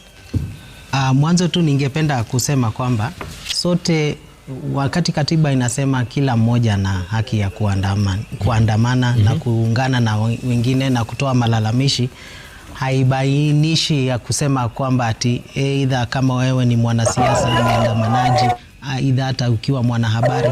So ukiangalia hapa utapata pale kuna wanaharakati, kuna familia ambao ni waathiriwa wa maandamano wa mwaka uliopita. Pia kuna wanasiasa ambao watajaribu kutafuta umaarufu wao kupitia maandamano haya, na pia kuna wale ambao tu ni wanatazama kama sisi, lakini wako hapo moja kwa moja. Utaona kwamba sasa hawa watu wote, pia kuna yule askari ambaye anadumisha amani, na sote tuko na haki. Sasa kwa upande wa kwanza ni tutafanya vipi? Utaona ni kana kwamba operesheni za ulindaji wa usalama katika sehemu zingine ni tofauti, haswa kutokana na hizi za jiji na Kitengela. Utaona kwamba unapofanikisha watu wataweza kujieleza. Maanake jambo la lingine ningetilia maanani ni kwamba hii haki ya kuwa na maoni, kuwa na hata imani yako waamini nini, na pia ile kuwa na ile freedom of conscience, na pia kutoa maoni ni jambo ambalo ni la muhimu na linapaswa kulindwa. Ndio iwapo ikiwa kwa maoni yako waona kwamba ni vyema nijitokeze niweze kujieleza, basi upewe hiyo nafasi. Na hapa utapata kwamba pia naye kila mtu ako na roli yake tofauti. Manake kuna yule mwanahabari ambaye anataka kupata hii picha moja kwa moja, kuna wale wanaharakati na taasisi mbalimbali ambazo wana monitor hizi protest, kuna pia wale waandamanaji ambao wanataka kujiexpress, na ndiposa ni vyema tuzingatie sheria na haki za binadamu, manake sote tunahitajiana, ndio tusije tukapata wale wanabiashara wasije wakapoteza mali yao ama mali yao ipate kuharibiwa, na pia yule mwandamanaji apate nafasi ya kujiexpress, mwanahabari apate kuchapisha picha yake, kufanya kazi yake vizuri bila ile tashushu. Lakini tunaona hapa machozi zikirushwa kwa streets, basi linaleta sasa chaos ama vurugu kila mahali na linatawanya watu, na sasa hizi haki hazitalindwa, na ni jambo la maana la kuzingatia kwa idara zetu za polisi ya kwamba wao wanapaswa kutoa huduma wala sio kuleta force. Wewe kama mtu mzima katika hili taifa, mbali na wajibu wako ambao uko nao katika baraza la makanisa, unadhani kuanzia vijana hawa Gen Z wajitokeze kwenda barabarani mwaka jana Juni hadi wakati huu, serikali imefanya vya kutosha kuhakikisha kwamba tetesi zao, kauli zao zinasikika na yale matakwa yao ambao vile vitu wanavyotaka vimeshughulikiwa? Mimi ningesema hivi Hamisi, wa Kenya tuenuke, tutetee haki na ukweli.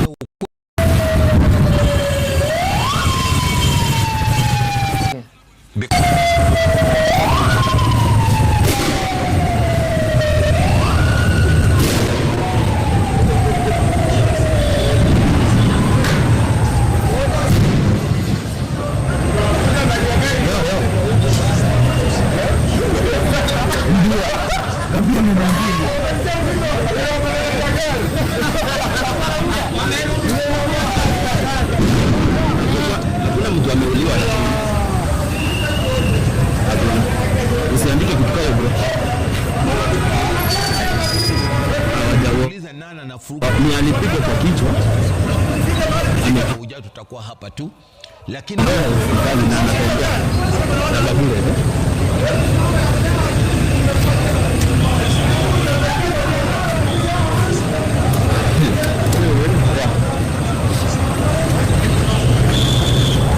wadau, unaweza nitumia hapo ama kama unaweza kusema gift nimeweka hapo namba.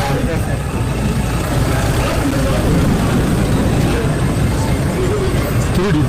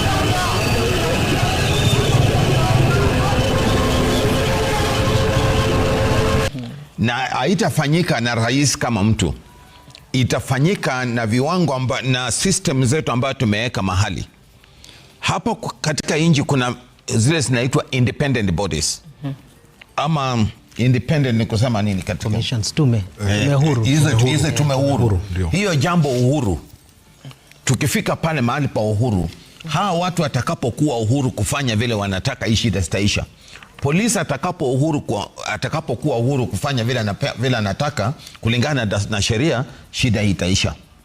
Ile IPOA itakaposimama uhuru ifanye vile inatakiwa, itaisha.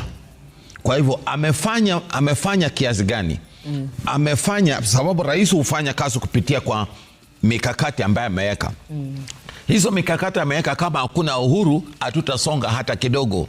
Kwa mfano kuna kitu kuna hii watu wa polisi wako uhuru kwa maandishi, lakini kwa utendakazi hawako uhuru. Kwa mfano kama polisi angekuwa uhuru kusema kweli, ule polisi ambaye alienda pale, na siamini Hamisi ya kwamba atui polisi akili yake ilikuwa sawa kuja na kuchukua punduki na kumgonga huyu kijana ambako na mask na anaondoka anaenda, unless ana nguvu ambazo zinatoka aidha nguvu za kizani ama nguvu za mfuko ama nguvu za viatu ambayo inampeleka, na huyu mtu unaona ameenda. Kama kusema kweli kuna uhuru, wale watu makaidi, wale mikora ambao walikuwa natembea na fimbo pale Nairobi, kama polisi angekuwa na uhuru saa hii wangekuwa kwa ndani. Rais amefanya nini? Rais anaweza kuwa na nia nzuri, lakini kama hawa watu wake hawana uhuru wa kutenda, aidha wanaongozwa na watu wake, basi hakuna mahali tunaenda. Ametenda nini? Anaweza kuwa ametenda 2%, lakini kama hawana uhuru, kwa mfano niambie wakili, kulingana na dasturi, wale watu walitoka na fimbo kwa barabara na wakisukumwa na polisi nyuma, wamefika kotini, na kama yananua Kenya. Wajua Mwanamisi, kile ambacho mwenzangu anazungumzia ni mambo muhimu. Tukumbuka kwamba siku zilizopita tulipata waandamanaji, then upande mwingine tukapata polisi wakiwa na wale vijana ambao wamejihami na fimbo. Tabia kama hizo ndio huwa inaharibu taswira ya jinsi ambayo polisi huwa inashughulikia haya mambo ya maandamano. Jambo la pili ambalo ulisema, je, rais ameweza kufanya nini kwa sasa? Mwaka uliopita haya mambo yalipofanyika, ambapo vijana waliweza kuingia kwenye bunge, rais alikuja kwenye media akasema ya kwamba jambo la kwanza, nitavunja baraza langu la mawaziri. Akavunja, I think wengi wao akaweza kuwatuma nyumbani.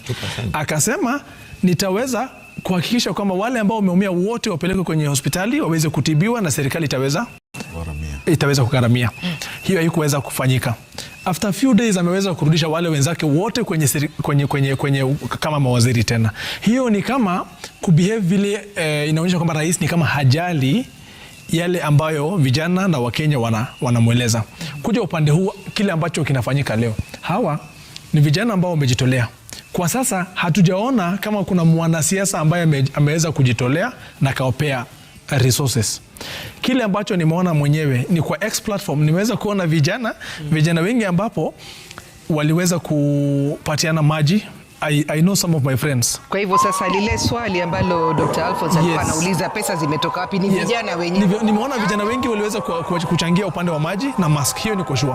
Kuna vijana wengi ambao wameweza kujitolea, ambao nawajua. I know one lawyer ambaye ameweza kusupply hiyo kwao. Akona wao leo, sijui kama yuko pale, but unajua tukiona kile ambacho kinafanyika, kama kwa mfano angalia Mombasa, wananchi wameweza kujitolea. Wanasema serikali kuna mambo mawili matatu ambayo haijafanya vizuri. I think it's a good thing for as long as hatuoni kama kuna mwanasiasa fulani ambaye ameweza. Hebu angalia zile picha vile zinavyokwenda. Kile ambacho kinafanyika Thika Road ni polisi ambao wanajaribu kufukuza wale vijana, wale waandamanaji, si ndio? Hiyo ndio inafanya waandamanaji waweze kuchukua mawe na kurushia kwa polisi. Baada ya hii mchakato utakuja kuona ya kwamba kuna kijana ambaye hapo ameshutiwa ama atakuwa na majeraha mabaya. Mostly hivyo ndio inafanyika. Je, baada ya hapa nini itafanyika? Hakuna upelelezi ambao utaanza dhidi ya polisi. Hakuna yule polisi ambaye ataweza kushikwa.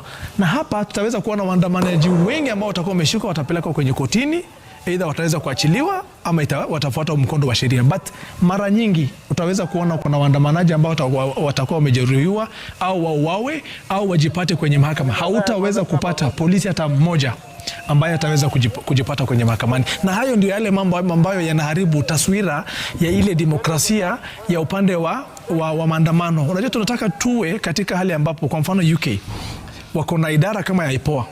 Hakuna police officer ambaye anaweza kukosea mtu yeyote kwa sababu wanaogopa ile idara ambayo inashughulikia mambo na tabia mbaya ya polisi. Kenya hii tuko na IPOA. Kenya hii tuko na ile National Coroner's Act ambapo rais before aingia aliweza kusema nitatengeneza ofisi ya Coroner General. Hiyo ni ofisi ambayo ingeweza kuangalia what we call all unnatural deaths. Yale wale ambao wameweza kufa kwa njia ambayo si ya kikawaida, kwa mfano kwa mkono wa polisi. Hayo kama nchi tumeweza kuwa na sheria nzuri, but tunajaribu kuwa kama zile demokrasia ambazo kwa kimombo tunasema wamematua, ambapo Mkenya akijitolea asubuhi anaweza kusema mimi leo naenda kuandamana, nitafika Thika Road, na anajihami na labda katiba au flag au maji. Leo hii angalia wote wameweza kujibebea face masks. Wakibeba face mask, unajua ya kwamba jambo la kwanza utaweza kula tear gas. Unachukua viatu ambazo unachukua viatu ambavyo vitakusaidia kuweza kukimbia. Jambo la pili, lazima ujitayarishe. Inakuonyesha kwamba wote waandamanaji, hata wale wazuri, hata wale ambao hawana silaha nyingine, wakijitokeza wanajua watamenyana na polisi. Polisi naye akikuja kazini, anakuja na rungu, tear gas na hata live bullets sometimes. Na wanakuja ili waweze kukupiga wewe kama mwandamanaji. I think tunafaa kutoka hapo kama wananchi. Elijah, vile hali ilivyo kwa hivi sasa, manake tunajua kwamba leo ilikuwa ni siku tu ya kufanya makumbusho na watu kutoa tu kilio chao na kutaka yale ambayo hayajatimizwa yaweze kutimizwa, lakini hali imekuwa tofauti kabisa. Kama pale tunavyoona ni Thika Road, taswira zile zinavyotokea namna ile zinatuonyesha nini? Je, mlala hoi ni lini ataweza kupata haki, apate fursa ya kutaka kuwasilisha hoja yake bila kupingwa, bila vizuizi? Je, Kenya iko tayari kuhakikisha kwamba kila mmoja ana uhuru wa kujieleza na kupata haki vile inavyostahili? Matukio ambayo tunayaona saizi kwenye runinga zetu, utaona katika sehemu ya juu unaona kuna ukiukaji wa haki za binadamu na unaona ukiukaji wa sheria pia. Kwa upande zote mbili. Mwanzo ni kwa upande wa idara za polisi ambao wanahitaji kuhudumisha amani na hawapaswi kutumia nguvu kupita kiasi. Kwa upande wa waandamanaji, kuna wale ambao wamewasha moto na kuna kama pale unaona pale kuna uwasiliano baina ya askari na waandamanaji.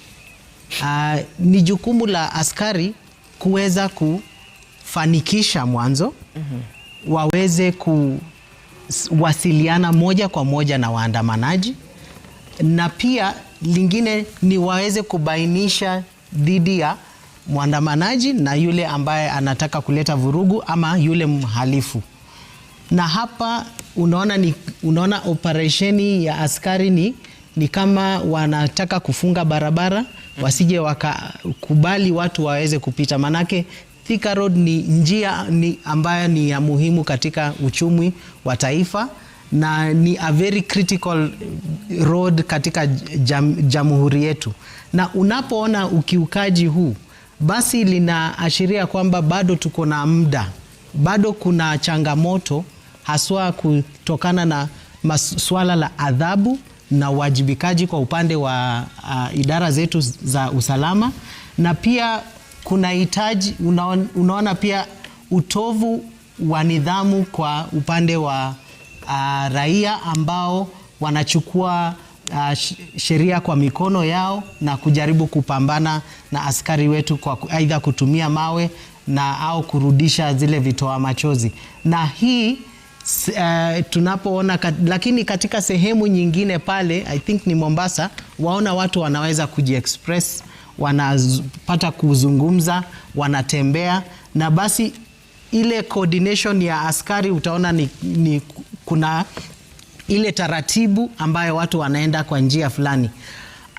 Ningependa pia kusisitiza kwamba kila maandamano yanaweza kuwa na organizers. Na pia kuna wale ambao unaweza kufadhili maandamano. Ni vijana. Aidha yaweza kuwa mtu yeyote. Yaweza kuwa mtu yeyote. Na inastahili kwa hivyo kulingana na sheria. Kwa sababu wewe ambaye unayejaribu kuorganize ama kupanga, lazima utaenda kutoa notisi kwa askari kuambia basi tunapanga maandamano yetu, tutakuwa sehemu fulani, na ndiposa waje wafanikishe na kudumisha amani. Sasa mahali ambapo tunakosea ni mahali ambapo wale ambao wanapanga wanaitumia sasa kukiuka sheria. Kwa mfano, ikiwa utalipia aidha kuami vijana, aidha kuwapa silaha na aidha kuamrisha kwamba wafanye mambo ambayo aidha haitaleta amani na utangamano, basi utakuwa unakiuka sheria. Na ni muhimu tuhakikishe kuwa tuangalie zile picha kidogo vile zinavyokwenda, manake hapa ni katikati ya jiji la Nairobi, na kama tunavyoona ni kwamba biashara zote zimefungwa. Ina maana kwamba siku ya leo hakuna uchumi ambao utaingia katika jiji la Nairobi, na yote hayo ni kwa sababu ya maandamano. Na maandamano haya kama yalivyokuwa yamesemekana na kama tunavyoona sasa ni tofauti kabisa. Wananchi waathiriwa, familia za waathiriwa leo walitaka tu kutoka kuandamana kwa amani, lakini hali inaonekana kuwa kivingine kabisa. Hapa nadhani ni katika eneo la Uhuru Park kama pale sijakosea. Sasa hii kwa mtazamo wenu, mnadhani kwamba serikali ni kama bado haijakubali kwamba Mkenya ana haki ya kufanya maandamano? Mimi nafikiria hivi Mwanamisi. Sisi wale ambao tumefanya ile inaitwa liberation theology ama political theology, ukienda katika vipengele ambavyo vinatuongoza kufikia mahali panaitwa inji ambayo haijafaulu, failed state, tunaelekea huko. Ukienda pole kuangalia watu wanaitwa Ahiti walifika namna gani mahali wako, tuko njiani. Na ndio nimesema, mnaweza sema tuko mbali, sisi tuko sawa. Hatuko sawa. Kile ningependekeza ya kwamba tumeongea sana kutoka mwaka ulipoanza. Kwanza miezi miwili iliyopita, hata sisi kama wachungaji tulikuwa katika All Saints Cathedral, mtakuwa takatifu wote pale. Tukasema kwamba tafadhali tuwe na maombolezo ya amani, na tutembee pole, tuende tuombe, tuweke maua, tuondoke. Tulikuwa nafikiria sauti zetu zimeheshimiwa. Kwa kulingana na vile inaendelea, sauti zetu haziheshimiwa bado. Viongozi hata wale ambao wanakaa katika missions, foreign missions, wameandika na umesoma Mwanahamisi ukaona, wametuambia kwamba tafadhali tuhakikishe tuangalie nchi yetu, tusiingie katika shida. Hata wakasema kwamba wale mikoro walitembea na polisi ni vibaya.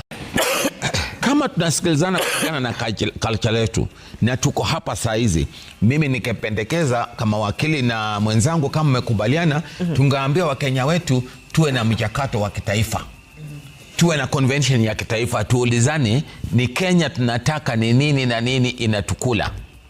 Kuna jambo linatukula, na tukienda namna hii tutaingia 1960 where we were. Maana tulikuwa miaka ya 60.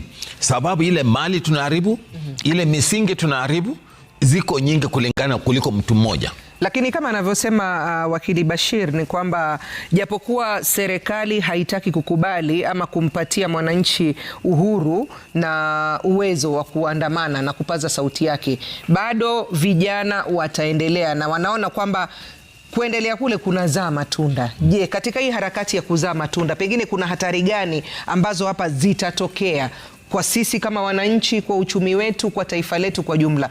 Manake tunaona kwamba kadri kunavyokwenda kuna vitu ambavyo vinatokea ambavyo haviko sawa. Kama ni huu utekaji nyara bado unaendelea. Kama jana tu tumesoma taarifa kwamba kuna kijana, na ni kwa sababu alikuwa amechapisha kitu katika mtandao, bado inaendelea. Je,